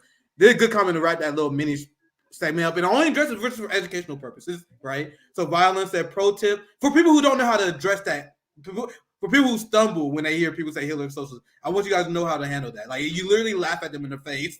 Literally laugh at them, tell them what Hitler actually fucking did. And like Violence said, you can't be a fascist and socialist too. The two ideologies literally directly conflict with each other. But let's get back to the story. I just wanted to do that little quick educational part. Oh wait, did the New York Times article? Could we talk about Nazis in Ukraine? Also, Ukraine, ran by Nazis, banned socialist parties. So if Hitler was a socialist, you'd think that Stefan Bandera in Ukraine will love socialism. And they will mandate that shit in schools, everything. But Hitler was a Nazi, and he hated, and he was a socialist apparently. He's so fucking stupid. I can't believe people have thoughts and they don't even think about it. But anyway, let's move on. This is the New York Times article. So what I was saying earlier before we got kind of sidetracked was, in order to justify, this is the thesis of what I was saying. In order to justify their support for the Ukraine war, what do leftists must do? If you're a leftist and you support NATO and the Ukraine war, you must just bullshit people, and you got to lie about the fact that they're Nazis in Ukraine. We're not funding Nazis in Ukraine. Yeah, they're far right. That's what people start saying. They're far right. Nigga, there's a difference between being far right and a Nazi. There's a clear difference, and they've been trying to muddy the water since then. Now, that after that long prefix that leads me to the story, to the point where these Nazis have been caught on 4K so many times that the New York Times is forced to address it. And you guys can share your theories as well. But I think there's literally only one reason they print this story. When I first read the story, I was surprised. But anyway, I'll get to that. I'll read it first, then I'll get to that. New York Times says, the decision by some Ukrainian soldiers to wear patches with Nazi icons threatens to reinforce Russian propaganda used to justify the invasion. It also could give symbols mainstream life after West's decades-long efforts to eliminate them. Now, the funniest thing about this is how they say Nazis in Ukraine, representing their Nazism in Ukraine, reinforce Russian propaganda that there's Nazis in Ukraine. How dare Nazis existing in Ukraine prove the Russians correct?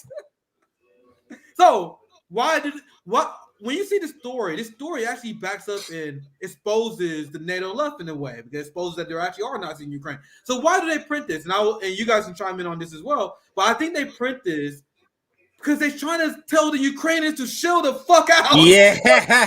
You just say, guys, we're trying to lie to people and say that you guys are not Nazis. You are ruining it by having Nazi shit. Can you guys pipe it down? And they do not. You want to know why they do not? There's a video of a Nazi famously praising and talking about how the West is now supporting their Nazi imperialist ambitions, right?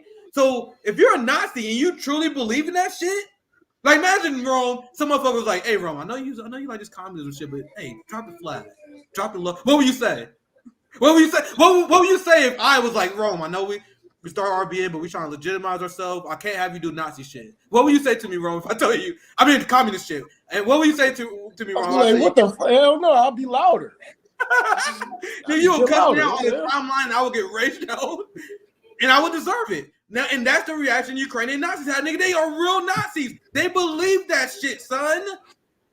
When the West come and say higher Nazi shit, they're like, nah, nigga, we are on a conquest. We are purging the Russian filth. We are purging the Romani filth. This is our goal. This is life. Of course, we're not going to hide our patches. So after that, they now have to write these articles so hopefully get to Ukrainian higher-ups because they follow U.S. media. That's my theory. And now here's Aaron Mate. I want to get his take and I'll pass to you. And this is just my preface to the Jamaal Bowman part because he thinks obviously relate. Because Jamaal Bowman part of NATO left, that's like, I don't know what the hell is going on. That guy is terrible. So the New York Times admitting that Nazis are in Ukraine, but Jamaal Bowman, a member of fucking Congress who gets briefings. You guys know every Congress person get briefings? So he gets briefings, but you want to pretend he don't know what the fuck is going on? The point is he does. And they are Nazi collaborators because they know they're funding Nazis and they continue to fund Nazis. So I'm telling you guys, let's bring the term back. You're a Nazi collaborator. Okay? So here's Aaron Mate with a brilliant point. United States liberals, which Jamaal Bowman is one of them, are currently, and Ben Dixon, Never forget. We just did a second on Ben. Yeah, we did that. The Ukraine war. You want to know who else is for the Ukraine war? Nina Turner. In her calls. Remember that? Remember the one time we broke down Nina Turner's show? And then like, yeah, I know. We actually support the Ukraine invasion. Like they had to say that. So if you're a Democrat and you're black, you have the white supremacy in the Democratic Party say you Negroes better stay in line and better not get in our way of our white supremacy. And they say, yes, ma'am. Yes, sir. That's what Ben Dixon, Nina Turner, and their people do. But anyway, let me continue Aaron's tweet because he's talking about them too, whether he knows it or not. Whether he knows it or not, he's talking about Nina Turner, he's talking about Ben Dixon, he's talking about Jamaal Bowman. Feel free to interrupt, guys. I can't see your guys' verbal cues. Feel free to interrupt. Aaron Marte says, U.S. liberals are currently the world's number one apologist for Nazis. And it's not even close.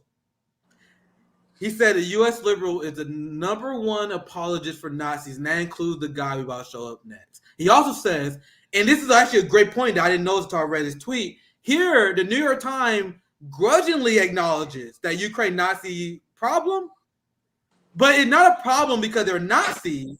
It's a problem because it reinforced Russian propaganda. So the New York Times is not like, oh my God, what's up with all these Nazis over here? Should we be funding Nazis? Why are we backing up Nazis? That's not their position. They're like, yeah, we know you're Nazi. Can you do a better job at hiding the fact that you're Nazi? We're trying to tell a war here.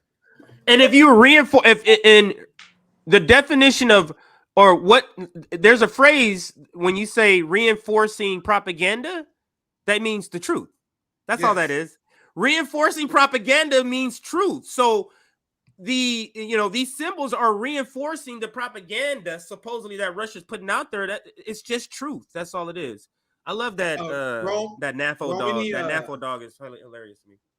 Go ahead. Roman takes I feel like I would not. We all are trolls in some way. We troll, but I wouldn't take it as far as joining the military and wearing a patch, and going to go kill people or get killed. Like that takes dedication to your craft of trolling. And I don't think you're going to find too many people out there just trying to prank. Because I remember it was a story that came out not too long ago that was like, oh, where they're just trying to scare the Russian army. And I'm like, no. These motherfuckers are Nazis. But that's all you're going to get is excuses and lies from these people because that's all they can give you. If they was to tell you straight up, like, look, we want to end up, overthrowing Russia. We need their resources. Straight the fuck up. Like, this is what this is over. They have been moving east for a reason. NATO have been moving east for a reason, trying to put nukes closer and closer for a reason. Let's not act naive here. Like what we have done across the world yesterday, we won't do it today. They will love a regime change on Russia. And it gets them closer to who? They get that power from Russia. Shit, they damn near unstoppable. They right next door to China, all that. They already in their oceans and whatnot. Saying, oh well, they're heading towards our Navy ship. Well, get the fuck on. That's what they tell you. Get the fuck on. But right, we are here to steal resources. This is what it's all about. They need to sell this war for the people to feel better about murdering thousands and thousands of people with their tax dollars. Yep. So now we're trying to get to the fun part, the Jamaal Bowman video. I wanted to leave with that one first because his knowledge is readily available. It's to the point where the New York Times, the biggest propaganda rag, up there with the Washington Post and many others similar stature, right? Even they have to acknowledge that Nazis in Ukraine. They don't care about it. They just have to acknowledge the fact that they exist. And now you have Jamaal Bowman, who was called out. Now, this is where things get glorious. Now, let's play the video. And I'm actually not going to preface much of this here because there's a lot to say about this video. This is glorious work. I want to get credit, but I actually don't know who from the Gray Zone did this. But anyway, let's play the video. There's a lot to say, so I'll add anything else at that point. Actually, let me play this one first. This is the first video. Let's get into it. So this is the tweet from the Gray Zone. Actually, I think the video actually says. What do you want us to discuss? The Donbass in Crimea. I don't know if I know much about that. I need to get into. Don't know about Crimea? Now, if you're an ordinary person and you don't know what the Crimea is, who gives a fuck? You're a congressperson voting for war when Ukraine said they are not willing to negotiate for peace unless Russia gives up Crimea. So you knowing what Crimea is extremely important. Extremely important for you to make a decision over anything. But anyway, only a few seconds in. I'll play from the beginning. I'll let it play. There's only 44 seconds. I'll let it play all the way through before I comment again. What do you want us to discuss? The Donbass and Crimea. I don't know if I know much about that. I need to don't know it. And learn some more about that. Yeah. You know what those are?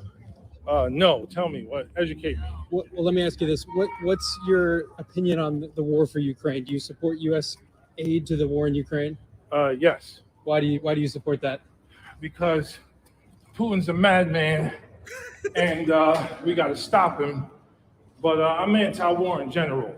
Okay. All right. But all right. But I'm anti-war, but I must engage in war to stop someone I politically disagree with. But anyway, so just so you know, the Donbass and Crimea, those are the central regions in Ukraine, which were in dispute and which started the war over those regions. Okay. So. Hey, Jamaal Bowman's running away. You guys see that? Jamaal Bowman ran away. I thought you said you wanted him to educate you, Jamaal. Jamaal Bowman, you just said, hey, you know more about this than I do, so educate me. Isn't that what you said? It almost like he didn't really want to be educated. Because if you did, why are you running away? And also, he's saying I am pro-war, and I am anti-war at the same time. No, you're being anti-war does not mean I'm anti-war only if it leads to the United States getting their geopolitical situation. Being anti-war means being anti-war on principle, no matter what. So, like you guys see, Jamaal Bowman, pro-war and anti-war at the same fucking time. And he also says, I support funding Nazis in Ukraine. Then he asks basic questions about Nazis in Ukraine. He's like, I don't know much about it. So what did I tell you guys? There's literally, and I don't know why he uses that as an excuse because he thinks that gets him out of it, but it actually makes it worse. It actually makes, because so if you don't know about what's going on in Ukraine, but you voted for it anyway, that means you're a puppet. That means you expose that you're voting exactly how the bosses are telling you to. You're not thinking about shit. He was literally talking like a puppet. Putin is a madman. We have to stop him. Just talking with a hand up his ass. The same bullshit that we get from every other politician. Why are you supporting Nazis? Why are you supporting these Nazis? Oh, Putin is the bad guy. How? How? There was an invasion. Why? Why Ukraine? Out of all the other countries that are rich with natural resources that they can just go in and bully. But that's not Russia's track record. We can go back and see Russia making friends with countries that with rich natural resources. They're making friends with them, but we come and take bullshit and take out of their land and kill their people, starve their land and their nation. We can't blame that shit on Putin because he has no record of really doing that too much. Now, yes, he is a warmonger. He is anti-communist. He is a piece of shit. But he ain't the biggest piece of shit on this earth that I have seen or I had to live under. Shit, Obama got more blood on his hands than fucking Putin. That is exactly the point I was going to get to because it's Zoya's love. Zoya is life with the amazing point. Biden is a madman. Who's going to stop him? So Jamaal Bowman said, Putin is a madman. He must stop him. Anyone who truly believes that Vladimir Putin has a kill count anywhere near Joe Biden is smoking crack. If you believe that Putin is responsible for more death and destruction than Joe Biden, you are smoking crack. You are crazy. So, but Jamaal Bowman is going to vote for Joe Biden. Not only is he going to vote for Joe Biden, he's going to tell people how great of a job he's doing. He's going to endorse him. So you're full of shit. You're full of shit, Jamaal. And Jamaal could not wait to get the hell out of there because he realized how bad optically this is. He's voting for war, but can't even explain the war. Can't even explain a crucial part of the war. So he exits, he leaves, he abandons the interview because he's a political coward who just takes orders. Take order. I don't know anything about the war, but I'm going to vote for it anyway because Nancy Pelosi and Hakeem Jeffries told me to. I'm a good boy. It's crazy what they just admit, isn't it? They just admit it. He just fucking admitted it here. Now, he ran away from the interview. But the gray zone was not having it. So after he ran for an interview, this motherfucker was like, nigga, I'm waiting here for you, and you gonna explain why you pro-war. Now, this part of the video is actually the part I quote tweet, because this part is interesting to me, because it shows Jamaal Bowman's class loyalty and his perspective. Look at the disdain that Jamaal Bowman has towards this reporter for asking him questions about his votes. Remember when they said Trump is uniquely evil based on how he treats reporters? Look at how Jamaal Bowman treats this reporter here. And look at what the message that he's sending. That you don't fucking question me. Look, this is the part that caught my attention more than anything. How he responds. Look at this. Congressman Bowman. What's up, man? We just spoke. Come on, man. What's up, man? I got to follow up because you went inside. No, you don't. Got to follow up. Leave me alone. No, you don't. Leave you alone. Leave me alone. Can you guys imagine the fucking meltdown that liberals will have if a reporter went to Donald Trump and said, leave me alone. Leave me alone. Why? Nigga, they said Trump demonized the press all the time. So here's a reporter that you guys apparently supposed to respect. You're supposed to respect freedom of the press. And he's doing his job because he needed to ask you these questions. You ran away the first time. You thought you was gone. You come back, and then they ask you more questions. You're like, oh, come on, man. Stop doing your job. Stop asking me questions like I'm a politician. This is absolute scumbag, corrupt behavior. Just like the worst kind of politician, you are never allowed to question him.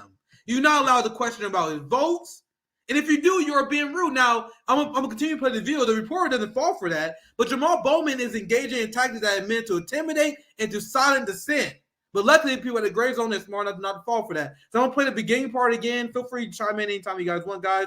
This is Jamaal Bowman doing the same thing they accused Trump of doing, being anti-free press. You can't ask him a question because he's above it all. Congressman Bowman. What's up, man? We just spoke. Come on, man. What's up, man? I got to follow up because you went inside. No, you don't. Got to follow up. Leave me alone. Leave me alone. Else. I will, but I have to ask you. Imagine Donald Trump. Can you imagine the headlines? And Donald Trump's like, leave me alone. Stop pressuring me. He can't even answer a couple of questions. And, they feel like they shouldn't be questioned. And if he was if he was real about this, he would have been like, yeah. So what? What the fuck you going to do about it? Right? Because all y'all going to do is vote for me next year. People going to forget about this anyway. So what? Yeah, I fund war. Yeah, we fund Nazis. That's what we do. We party. Look, these white people hanging out the damn window. This is what so Jamaal Bowman, the reason they're so shifty, because if you are making righteous decisions that you feel are right, you will be running to the mic. Yes. But when you clearly know the things you're doing, the vast majority of people are going to be upset about. This is why you duck and dive. This is why you have closed town halls. This is why you say, oh, I'll talk to you. And this is why we have a democracy, so everybody can win. Remember that protest so everybody can talk. Remember that protest? So what this tells to me, he clearly knows what's happening in Ukraine. Yes. If a congressperson is telling you, I don't know nothing about that, that is a bold-faced lie.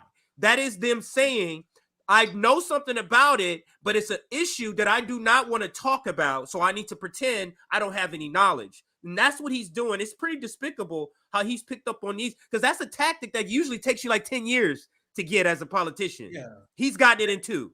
Go ahead. Remember what I said a year ago, guys? Maybe 10 months ago, around that time frame. I told you guys that the squad, Jamaal Bowman, then was ordered not to speak about Ukraine. That was my theory, and literally over the course of 9 months, that theory has grown fruit. It is true. Every single time any progressive is asked about Ukraine, remember Bernie, who you funded by? Come on. Now, Jamaal Bowman, leave me alone. Rashid Tlaib, I'm not going to answer the question about the Nord Stream pipeline. Nigga, they were given an email with the line, you do not fucking talk about this. The only people allowed to talk about this are the far right so they can make it look bad. Being right here. And they are following orders. And if you are pressed on this, you feign ignorance of the situation. Remember Bernie Sanders' interview now thinking about it? He gave an interview where he recently actually, I don't really follow, I don't pay attention to that's the line. That's the line. Because if you know it and you're making a decision, you are a fucking terrible person. You see why they have to say that? You're a Nazi collaborator. You're a terrible person. No, CJ, you are absolutely on point. Because if you acknowledge that you know what's going on, then you can't deny the fact you're a Nazi collaborator. And if Bernie, they go to Bernie too. If Bernie and Jamal, if you're not that engaged, you're not real well read on Ukraine like they claim, we don't believe that. Because I said before, congressional people get fucking debriefings. They don't know. These guys 100% know what's going on. Get the fuck out of here. He knows exactly what's going on. But their job is not to say anything. That's the order that was given by the establishment. Now let's continue. I actually haven't watched too much of this video. I literally rage quit, and I got exactly what I wanted to hear when he was complaining about reporters. Ron, go ahead, chime in. I'm not surprised, because we live in a land of hypocrites, where people are, Christians only in the name. People are anti-war only in the name, because when it comes to actual war, they will put their God as the reason why we should be going to wars and whatnot. So, all these people are nothing but hypocrites at the end of the day. Their supporters, the voters, the people who run for office, all these people are just delusional. Half of them are insane. Another half don't even know what the fuck is going on for real. But it's a shame. But this is the land that we live in. This is America. Like, everybody is just dumb, and they will vote for this man again because there's gonna be a threat to his right. They got a little bit that's talking a little bit more funkier than him. He like, oh well, you're gonna pick this guy over me. He want to take away this. He want to take away whatever the fuck it may be. Even though he ain't even doing shit to keep those things, to build safety nets in case people in his town lose things like benefits that the man that he endorsed is about to cut. So yeah, Jamal, what? I just now kind of made a breakthrough. I know why this video is so pathetic and upsets me so much, because this is exactly how Marianne Williamson treated Marcel. This is exactly how the progressive Democrats treat people who protest them at their events. And why did Jamaal Bowman? I'll play the video again because I see A1 ripping Jamal in the comments. A1 saying he's being extremely cringe, extremely embarrassing. But the professional managerial class loved this shit, son. Jamaal Bowman gave that little theoretical performance about gun rights, and now you see a reporter pressing him on question. You see how smugly he pressed people that he don't view to be on the same level as him to the side. The PMC class see Jamaal Bowman attitude, and they vibe with this shit. You don't ever ask me questions. You don't hold me accountable. They see Jamaal Bowman. They think he got alpha energy with this shit. Now I'll play the part again. I'll let it play because actually I'm going blind after maybe like the first 30 seconds. I want to hear what he says. But this part I definitely want to show because this without a shadow of a doubt shows that this guy is bad faith. We already knew it. The first clip exposed it. But this part, like, don't ask me questions about this thing I'm voting on. I'll read the super chat real quick. Thank you for $10, NRJ. The amount of patience y'all have to run through the nonsense shit lib clips is no easy task. Such a brain drain to deal with these gatekeepers. Keep it up. Now, I'm speaking for myself here. The reason why I do this is because I want to show you guys how much distance there is between us and the establishment. Why you have to be against the Democrat Party. And I show people like Breaking Points. We show people like Ben Dixon, people who call themselves progressive, people who call themselves socialists. And when you see our politics compared to them, you realize that these niggas are establishment and we are completely different. We're not on the same side. And for the longest time, people like Crystal and other people were like, oh, we agree on most issues. But after RBN, that shit is obviously not true. Anyway, I watched a few more. We watched a few more seconds of this, and then we wrap up this segment. Actually, do it on 5 minutes. Congressman Bowman. What's up, man? We just spoke. Come on, man. What's up, man? I got to follow up because you went inside. No, you don't got to follow up. Leave me alone. Talk to somebody else. I will, but I have to ask you one more question. Why? Because you didn't know why what Donbass and Crimea were. Yeah. Oh, when I first no, I let play. But you still support aid for Ukraine. Yes. It was central to why the war started. So shouldn't you? Well, that's what you're saying. I got to dig in to see. I'm sure others have another opinion on why that war started as well. Well, Putin's a madman. There are multiple factors. Why do you think the war started?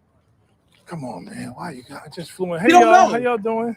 Good to see y'all. Oh, look how desperate he is. Because He's trying our to foreign policy is crap, and we solve problems with war. And the military-industrial complex is mad powerful. Okay. And they control members of Congress. Can you pause it? The complex is mad powerful, so I follow in line with them and help boost their profits. CJ, I don't know how much you saw. I'm literally going. He said No, I'm hearing, I'm listening to everything. Even though, like he said, our foreign policy is crap. In the military, all he is saying is admitting why he's voting the way he's voting. Our foreign policy is crap, and I'm owned by the military-industrial complex. Right. And here is where we have to address this point: is that how is it that you're not taking any money from the military-industrial complex, but you're voting the same way as the people who's taking money from the military-industrial complex? Absolutely. You are worse. You're doing this shit for free. You're not getting no kickback, and you're still pushing the same line. You're worse. And on top of that, you're taking money from regular working people because you want to say, I'm uncorrupted, but you're voting the same way. So what is the purpose of you not taking money? What is the purpose when you're doing the same thing? That's my final thoughts. I do gotta get going. My daughter's homesick, and I'm gonna take her. I'm gonna take her down to this little urgent care real quick. We're next time we see CJ. Yeah, I'm gonna be back on. I'm gonna try to start streaming more. The last couple of months, I've only been doing like 3 days. So I'm gonna start to bring it back up to 4 or 5 days. So tomorrow I'll be back, and hopefully Thursday. I'm starting to feel better. But yeah, I'm gonna take her to urgent care real quick. So, all right, fellas, I will talk to you later. Yeah, have a real one. So this part, Jamaal Bowman is panicking. You guys know what everything he did in the last 25 seconds is panic because he's being asked direct questions. Jamaal Bowman's attempt to shame the reporter for doing the job and attack the reporter. Because when I first watched it, because this is what I was about to say earlier. When I first watched this clip, I thought he was about to be like, just playing, man, just fucking with you. No, he was dead serious. He was really angry at that reporter when it first started. Like, come on, man, what are you doing? Now, why does he do that? Because that will work on every single Washington corporate reporter. Every single Washington corporate journalist that work at the New York Times, Washington Post, they will see that energy like, oh, come on, man, I don't mean to offend. They'll get back into civility politics. But Grayson don't give a shit about that, so he stayed focused, and he started asking him pointed questions, and Jamaal Bowman did not know the answer to very important questions. Like he asked him this question. Actually, I'll play this part again. He asked him, why do you think this war started? And Jamaal Bowman panics because he don't know the answer to the question. So he's like, hey, how you doing, man? It's been a long time since I've seen you. Hey, come on. Oh, yeah, all foreign policy. So he started rambling because he's panicking and he's trying to think of something to say. And I'll play that part again so you guys see what I saw. Because it's obvious what he's doing here. I'm sure others have another. Why? Because so you didn't know what the Donbass and Crimea were. Yes. But you still support aid for Ukraine. Yes. It was central to why the war started. So shouldn't you? Well, that's what you're saying. I got to dig in to see. I'm sure others have another opinion on why that war started as well. But he don't know it. He don't know it. He's a madman. There are multiple factors. Why do you think the war started? This is where he panics because he's asking. This reporter is not being distracted. And he continued to ask him another great question. This question is so crucial, especially if you support the war. Why do you think it started? Because this literally goes down to the Russian claim versus the Ukraine claim. You don't even have a theory. You are so dumb. Or you pretending to be dumb. You don't even know what to even say about this. So this is the part where he panics, and look at what he does as he tries to think about how to get out of this. He was a madman. There are multiple factors. Why do you think the war started? Come on, man. Why you got just fluent? Hey, y'all. How y'all doing? he was like, come on, man. Hey, y'all. Trying to change the subject. He's trying to do everything he can. And he was like, yo, for you at foreign policy, because he realized he's talking to a lefty at this point. He realized he's talking to a lefty. So then he goes on the spiel where he's like, yeah, U.S. foreign policy sucks. He's trying to win the guy over. Look, this is my interpretation of the events. This is exactly my turn. Look at this. Come on, man. Why you got just fluent? Hey, y'all. How y'all doing? Good to see y'all. Because our foreign policy is crap, and we solve problems with war and the military-industrial complex. You guys see? That's the part where he realized he's talking to a lefty, and he don't know what to say. So he's like, all right, I'm going to just say some fucking virtue-signaling bullshit so this guy can get on my ass. He didn't even respond to the question. How do you think the war started? So he think the war started because the U.S. foreign policy is crap. Like, he didn't even answer him directly. He just like how you said, he just started spewing some bullshit because those are his notes that they give the puppet. You know, for him to say, he say this shit all the time on Twitter. Basically, those are tweets. You know what I'm saying? Some Nina Turner bullshit tweets. How would your life be? How would your life be better with $15 an hour, motherfucker? But yeah, all these people, they aren't serious, man. And like you said, this is a great question. Why do you think the war started? Because Russia has if we just Ukraine has nothing.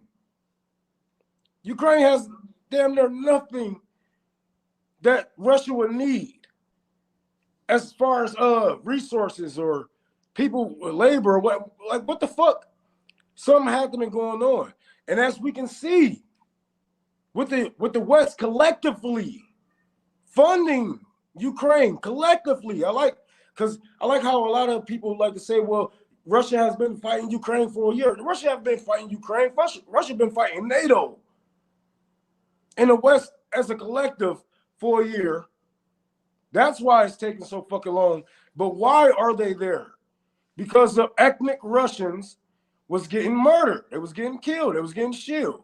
That is a great reason to go in and try to stop it. And once they started to get a control on things, then we start to see the West panic and move in and start moving weapons and more troops. And as we can see, American troops are out there dying on the ground right now because of this war that we started, because of the coup that we threw on Ukraine, and starting in 2011, 2014, so yes, in a weird way, Jamaal Bowman did answer him correctly because of the U.S. foreign policy sucks. That's why this war started. Yes, he's correct on that, but it's just a shame that that's all these people got is these talking points. Yeah, like they're some fucking dummies. So they can't answer real questions because they're not really used to being held accountable. Because if the people in their own city don't hold them accountable, if the media don't hold them accountable, then who else is gonna hold them accountable? That's what made this video so glorious, because what has been my thesis, guys? There's literally no justification for being part of the NATO left. Zero. They avoid the topic. The people who have YouTube channels who are NATO left, they don't talk about any Ukraine issues. I know they never talk about Zelensky's corruption. They don't cover it because there's no way to justify the position if you're a leftist, except if you're a Democrat and you want to get along with Democrats. So you have to support the Ukraine war. I don't know, like Marianne Williamson, for example. You want to be a Democrat, so you support the Ukraine war. That's how this fucking shit works. So anyway, this be our last play of the video. I'll try to let it play as much as I can tolerate. Not too long, so I'm gonna let it play just for a second of this segment, and then we get the super chats and we get ready to wrap up here soon. Complex is mad powerful. Okay. And they control members of Congress. Like you. That's why wars start. You know this. I agree with that. You already know I know this. But you support aid for Ukraine. Come what about on, a man, diplomatic solution? Am I the one Come on, man. Stop bringing up facts that are fucking inconvenient to my narrative. What about this? Y'all tripping, man. I'm not what do you mean? What about it? Oh my God, you tripping, man? Why you calling me out for my votes, man? Like I'm a politician or something. Like I'm a public servant. Solution. I've called for that. Others have. You don't know this? But if you keep giving the money, does it not prolong the war? Listen, there's a military-industrial complex that has been in place since America was founded. There needs to be a movement. What's up, brother? Chilling. To stop it. Members like me in Congress. But you vote in favor of giving money to that complex. That's a vote. Ukraine. That's a vote in that moment for that issue at that moment. It's a war issue. It's not like something I'm going to vote for every time I'm here for 20 years or 10 years or or 5 years. But does it not give money? And there's no blood on his hands. Like, that's just why. You see how these people think less of us? They don't even see us as humans. He voted to end people's lives. He voted to end people's lives. And it's just, oh, man, that was just that one time in that one. What? What? It still affects people's lives today. Just like the war in Afghanistan, it's still affecting people's lives today. The war in Yemen is still like, what the fuck? It doesn't matter if you voted here nor there. You still have blood on your hands. Jamaal Bowman's ability to improvise is beyond horrible. Like, this boy is great at reading scripted shit. Well, great depending on how you define it, right?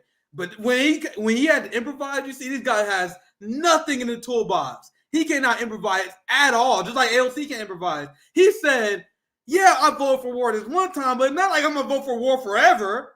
Get off my back. I only voted for one war, man. Come on, man. I only voted for one of those wars. Who hasn't fucked up and voted for a war? Anyway, I'll play. This is so funny. I didn't see this part of the video. I actually must play a little bit more of it. This is complex. Something I'm going to vote for every time I'm here for 20 years or 10 years. Vote for every time. That's a vote in that moment for that issue at that moment. It's not like something I'm going to vote for every time I'm here for 20 years or 10 years but or 5 years. On the complex, but does it not give money to the complex? And you do that? I'm just trying to understand your rationale. What do you mean? Why are you asking me about my rationale? Why are you asking me questions? What do you think you are, a reporter? What do you think I am, a politician? Do you think I have power? Oh, shit. Like, bro, these people are so far gone. They forgot the roles. This motherfucker is so corrupt. He forgot that the reporter job is to ask them these questions. Like, can you see how far gone Jamaal Bowman is? But people want people to run as Democrats after seeing this. Democrats destroy your brain. Look at AOC, who sounds like Nancy fucking Pelosi now. The Democrat Party mows and destroys your brain. Look at Crystal Ball and her dumb analysis. That running in the Democratic Party is worth it. This is the only thing you would get. This is unbelievably bad. I told you guys, I made 30 seconds of this video. This video is unbelievably damn. Probably one of the most damning things I've seen for Jamaal Bowman. One of the most fucking emperors had no clothes, most obvious, you're a puppet in a suit moment. That you have, not only do you know anything about Ukraine, but you're not even a good improviser. You're not even good at critical thinking. You're not even good at speaking on, like, why are you even there? There's no meritocracy in this country. That's why. Gee, this video actually, I was about to stop it, but this video actually very interesting to me now. Feel free, let me know how you do it on time, Ron. We're going to wrap up this. I'm just trying to understand your rationale. What do you mean? Why are you asking me about my rationale? I am totally You're not. a prominent guy, and you vote for the funding. There are many people in there who actually support war and hate and want to raise military funding every year. I agree. I voted against raising military funding. Did you know that? You didn't know that? You did not know that. I did not know that. See that? So now Jamaal Bowman's mad. Bro, I know what I mean. I got a lot of arguments with my brothers before. Dude, the tone that Jamaal Bowman is pulling on right now is anger, bro. Like, he is fucking furious that this guy is exposing him right now. And he think he got him. Like, your vote for Ukraine literally expanded the Pentagon military budget. You can't say, well, I voted to decrease the military budget, even though that vote didn't count. Your vote to decrease the military budget didn't pass, and then you did something that increased the military budget, so you can't go to the vote that failed, you stupid fuck. But look at how angry he is. Like, I didn't see none of this stuff. I'm watching this shit blind at this point. This video is probably one of the best exposés of a squad member I've seen. Like, I'm dead serious. Like, this shit should be the end of Jamaal Bowman. It's unbelievable. Listen to this part again. I'll let it play some more. Raise military funding every year. I agree. I voted against raising military funding. Did you know that? You didn't know that? You did not know that. I did not know that. See that? So look at my full record before you come to me about one single vote. You should also look at what starts a war before you vote in favor of funding it. I know what starts a war. What do you think started a war in Ukraine? Who is a madman? There's a military-industrial complex. He doesn't want Ukraine to be part of NATO. This is Western oligarchy, imperialist crap. Bro, we have no idea what he's talking about. This video is glorious. This video is way better than I thought it was going to be. This video is absolutely good. This guy had no idea what he's talking about. And it made full liberals, but for leftists like me and Ron, people who actually know this shit, bro, this dude is giving up the most Kamala Harris word salad I ever seen in my life. What he's saying inherently makes no sense. Inherently. But he's so dumb, he don't even know that what he's saying don't make sense. He thinks he's killing it right now. Putin is a madman. There's a military-industrial complex. What the fuck are you saying, Bowman? Like, this is sorry, Rome. I'm gonna feature this comment. I'll pass it back to you. But this is a great point. I didn't consider this. This from Rondo Ellsworth. This Obama was an educator. The deaths of U.S. ignorance makes sense with educators like that. And now that is true. This guy was a principal. This guy was a teacher. This guy is an educator. I didn't even consider that. Thank you, Rondo. That's a great point. But what does that say? That this guy was in education? But Rome, yeah, I didn't mean to cut you off. But he can't even shoot off the hip against a reporter and be like, yes, I did fund the war with Ukraine, but at the time we thought that was the right move to make sure that the people of Ukraine were protected. I could have made up that. Boom. Right. Nigga, that's off the hip. Freestyling. You can't even do that as a politician. You can't even lie correctly as a politician. Shit, you can't even do half your job there. Dude, that's such a funny point, Ron. Bro, imagine if you had... He is so dumb, he can't even explain his neocon position. Or he was told not to, right? Because if I was in Jamaal Bowman's place, I know what the liberals say about this war. He don't even know that. He is such a puppet that he don't even know how to justify his votes. He don't even say liberal shit like, well, technically Russia is an aggressor and their claims of Nazis in Ukraine is overblown. NATO encroachment is overblown. There's no threat. Like, there's a lot of liberal talking points to justify their support. He don't even do that. He don't even know the basics. He don't even know the basic Morning Joe Ukraine shit, but he voted for the war. Bro, I've seen liberals way more convincing arguments than you did. Pooh is a madman. Biden is a madman. There's a lot of madmans. Are you saying that we should bomb every single madman? You're going to be anti-war. So if your threshold for whether we should go to war or not is based on whether the leader is a madman or not, you're not anti-war because you're going to war with everybody. Right? Anti-war means finding peace. Finding peace amongst each other. You guys, I know we was born in the U.S., so yes, we were all taught to hate one another and whatnot. We have to think better. We have to think like leaders. People are going to be different. People are going to live different lives. They're going to come from different places, and we're just going to have to make it work. Some way, somehow. We all live on this earth together, and if you are anti-war, then you should be advocating for peace, whether that be with the Russians, China, Afghanistan, Saudi Arabia.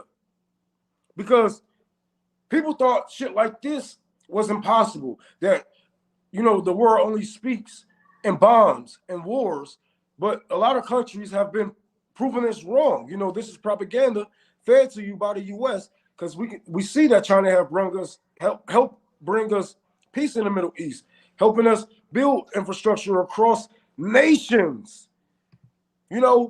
Soft power, friendships and longevity, socialism is powerful, and we can do it.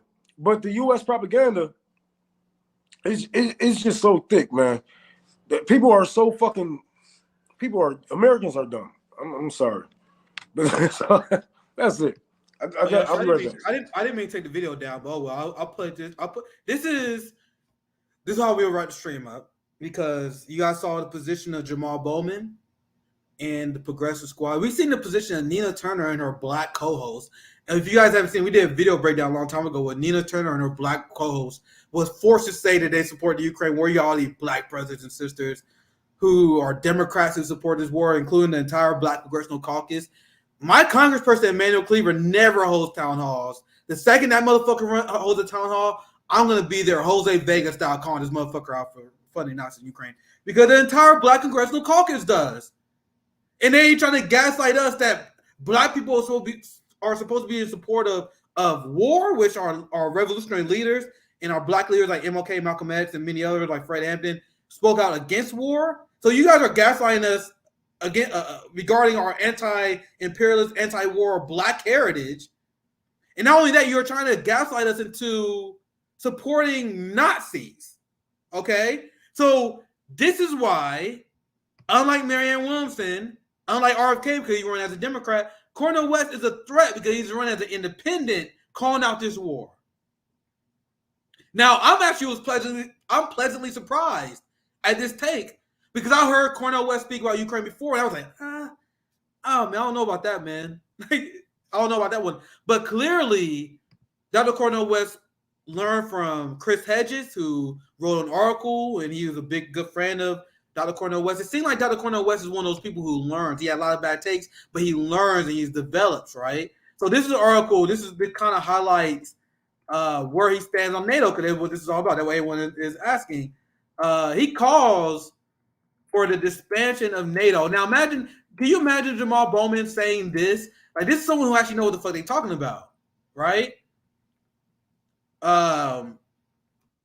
explained NATO has expanded by 14 countries, including some of those countries that was once part of the Soviet Union.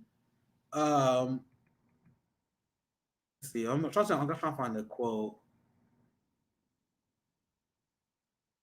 Let's see if I find a quote. I think I might have the wrong article, but it is. Let's see if I find the part we go. This is not the. Actually, not the part we're looking for. But Dr. Cornel West on this platform. Let's see if I find the receipt. I think I fucked up. I think I said the wrong receipt. Dr. Cornel West, Ukraine. Put NATO. Well, I guess I might have skipped it. I fucking did it. I put the wrong goddamn. Oh well, fuck it. We in the segment because I actually don't have the. I wanted to show you guys this platform. JB covered this as well. I don't have the link saved, but he was calling for the dismantling of NATO. Now compare his position to Jamaal Bowman, to Nina Turner, who can't even accurately call out NATO as the reason for this war. Had no idea what this war is going on. And these same people are going to pretend that Dr. Cornel West is their good friend. They're going to pretend that Dr. Cornel West is someone they are ideologically aligned. It's a shame he's running in the wrong party. The same with Lula. And these are people that me and Ron, we all got criticism of. But you guys are significantly to the right of Lula. You guys are significantly to the right of Dr. Cornel West and others. There's to our right. So how far gone are you? Anyway, I apologize. I couldn't find it. I literally messed up. I put the wrong link in here. I'm kicking myself for that. But Aaron, we'll just cut the segment before that, I guess. So any last thoughts, Ron? We 2 hours in. We just wrap up there. I feel like however it go, with Cornel West running or Marion Wim, whatever, whoever you support, just don't forget. Just don't forget when these motherfuckers are denied. Like, we are dealing with not only a stacked deck, rigged elections, billions of dark money, murderers. So when you calling for NATO to be disbanded and broken up, what are NATO known for? Like, we have to we have to be realistic about it. And a lot of people tell me to be realistic about revolution or this and that. I'm saying, do your thing, build your third party.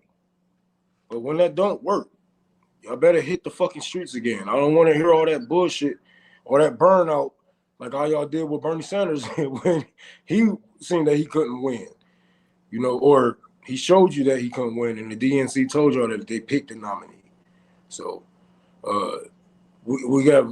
y'all have a long way to go. If y'all going to build this third party, if y'all going to work with the People's Party, whatever party that may be, the Green Party, make sure they get access to these ballots. Y'all better get on the ground today.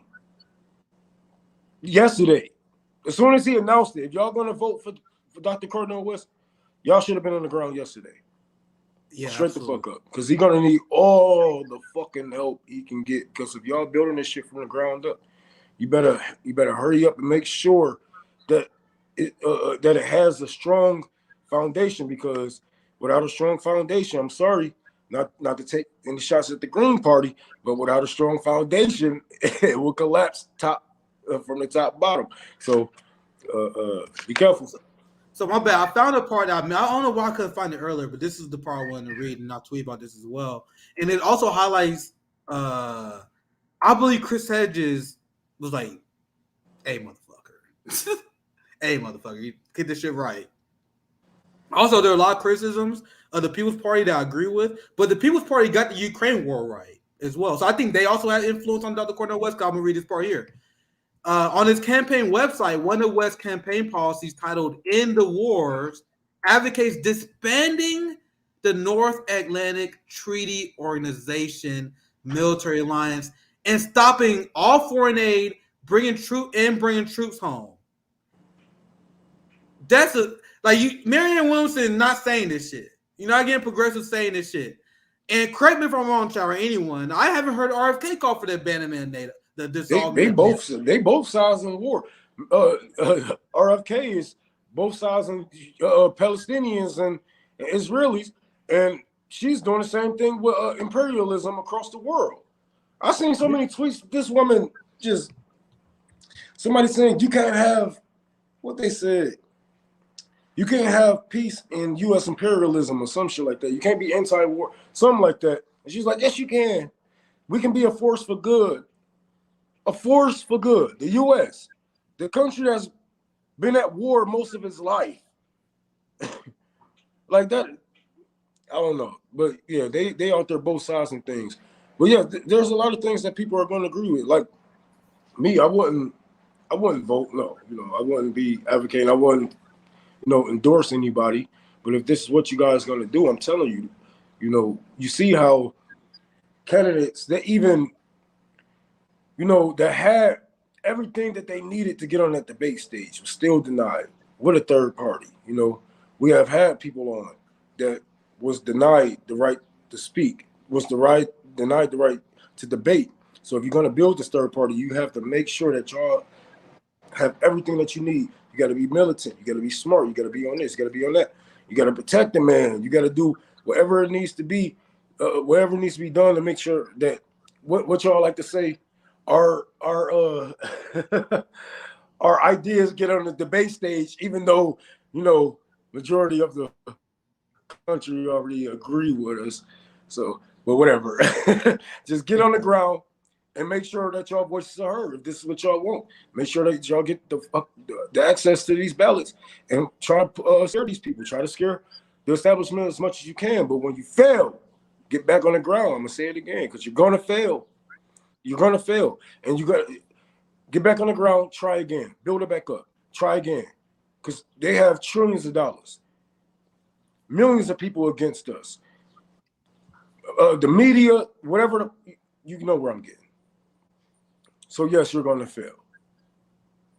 You can't just get in, think you're going to win, and get out. No.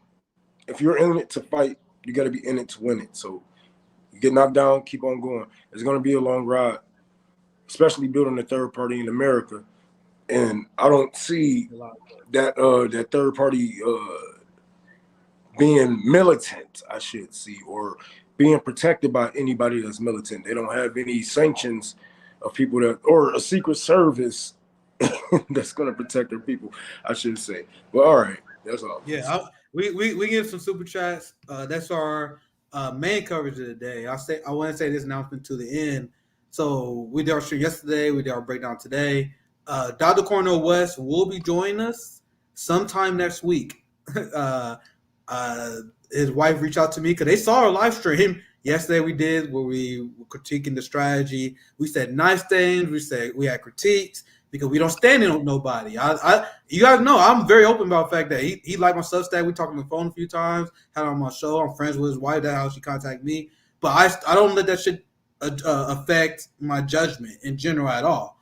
So Dr. Cornel West is going to come on the show. We're going to be a great conversation. So this is the second time that RBN is interviewing a presidential candidate, and they asked us. So, hey, that's how it's done.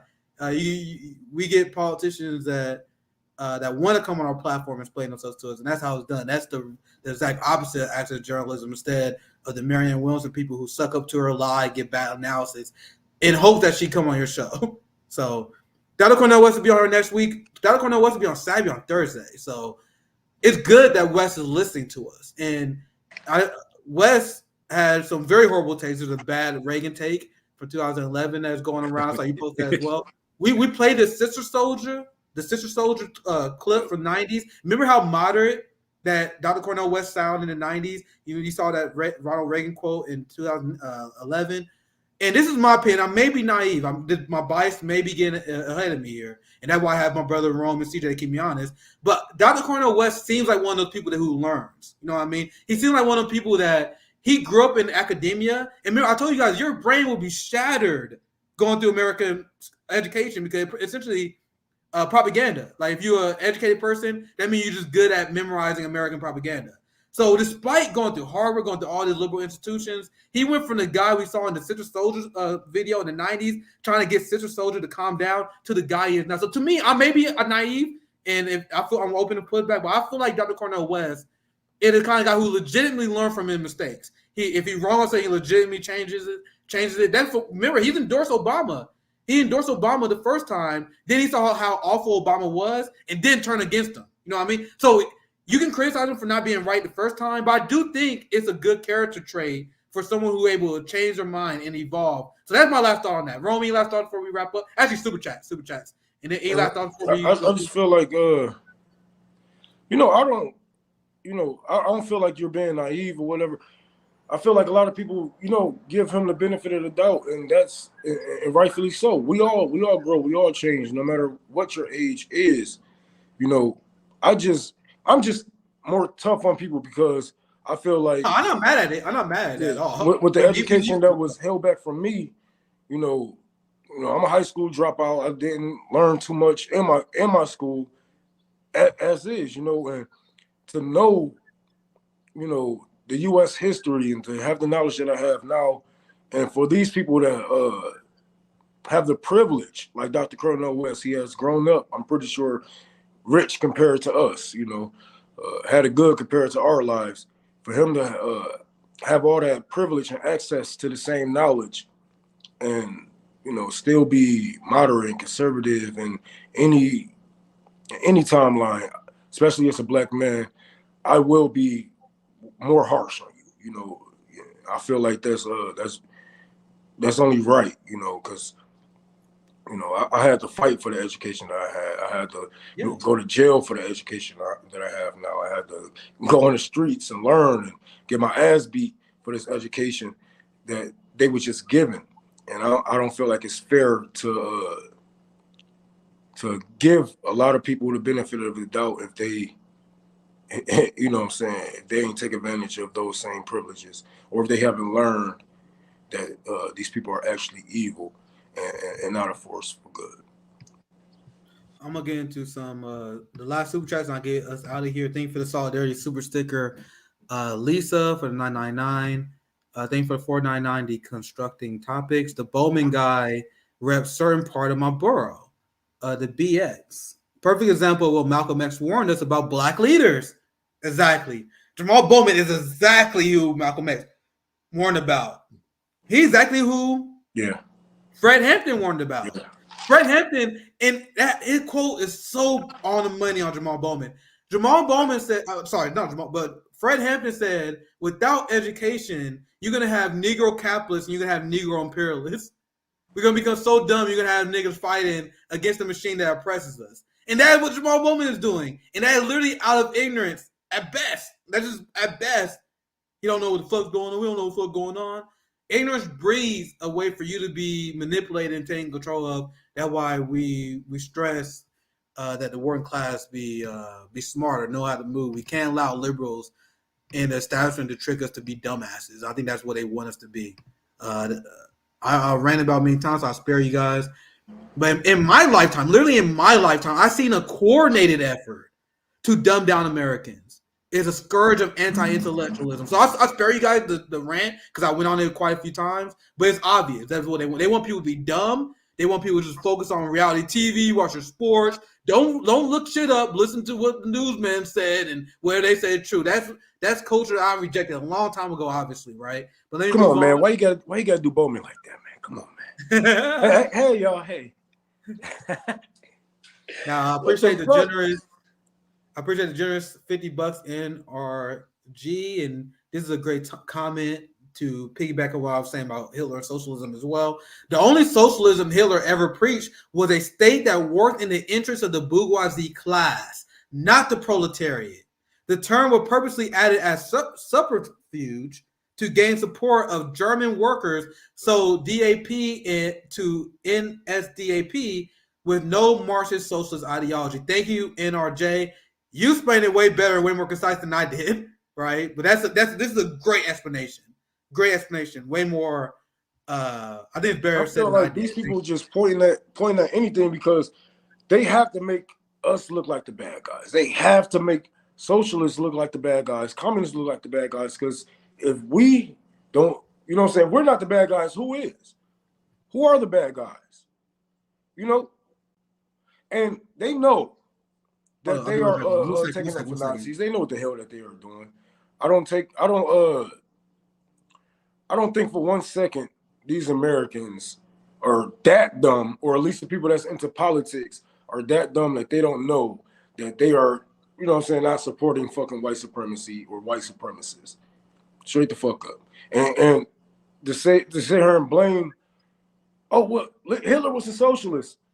In what way? Socialism is ideology. Communism, in what way?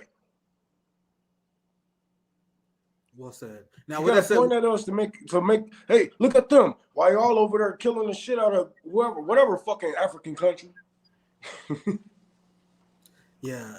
What I said, we about 2 hours. And I think this is a very fun episode, and also very educational. As I try to make all the episodes, I tell you what we do very seriously because we talk about the education of the proletariat. But I will 100% acknowledge that there are people who work 50 hours a week. There are people who have kids. There are people who don't got time to fucking pick up a book. That's why I do what I do. We need people who do. People who are Marxist educators. Other people who know more. Our job is to educate our brothers and sisters. And then when you learn something, you educate your brothers and sisters. It's a form of mutual aid. If you know how to garden, teach your brothers and sisters how to garden. If you know martial arts, teach them martial arts. Rome, he's still gonna teach me how to shoot guns one of these damn days. Oh, yeah. Right? So like, do what you can for the movement. Do what you can for the betterment of each other. Right? Capitalism wants all think that we just all individuals is a rat race between individuals. No, fuck that. Let's grow each other intellectually, spiritually, and our material needs as a community. That's my last preaching for you guys. Rome, tour for the poor. Let me go. Oh yeah. Oh damn. Tour for the poor, Florida. Florida. We're gonna be in Florida, Jacksonville. We're gonna be giving out 10,000 diapers, clothes. We're gonna have barbecue for the people. It's gonna be nice. Not only that, we're gonna be opening up a gun club. I'm gonna have my cousin. He's gonna be the face of it. He kind of look like me, just dreadlocks and darker. So I'm gonna open up a gun club down there because I feel like with the stuff that's going on down there in Florida, we can really take advantage of these times of people, losing that slave labor and reality really hitting them. I feel like socialists can really come by and swoop in and really teach them the differences in socialism, capitalism, and what ideology or what isms got us here today. Whether that be, I only chose a gun club because it's Jacksonville, and that's one of the ways to reach through that community, especially through the Black community, and it's easier for me to preach socialism with a gun. Yes, because those people are going to be looking for, soldiers or some people that can match their energy. Because if you're going to be talking about protecting their neighborhood, protecting their people, then you better have plans of doing so. But I feel like we should be down there in Florida or any parts of the South where these immigration bills are taking place and really take advantage of these times. What's that, Rome? Make sure you guys support Rome. I'm trying to find this. CJ has a great event coming up as well. God damn, I literally just had it. I need to stop being goofy. Oh, here it is. Let me go back a few times. I fucking accidentally closed it. But make sure you check out. Here it is. I had to go to your goddamn page to find it.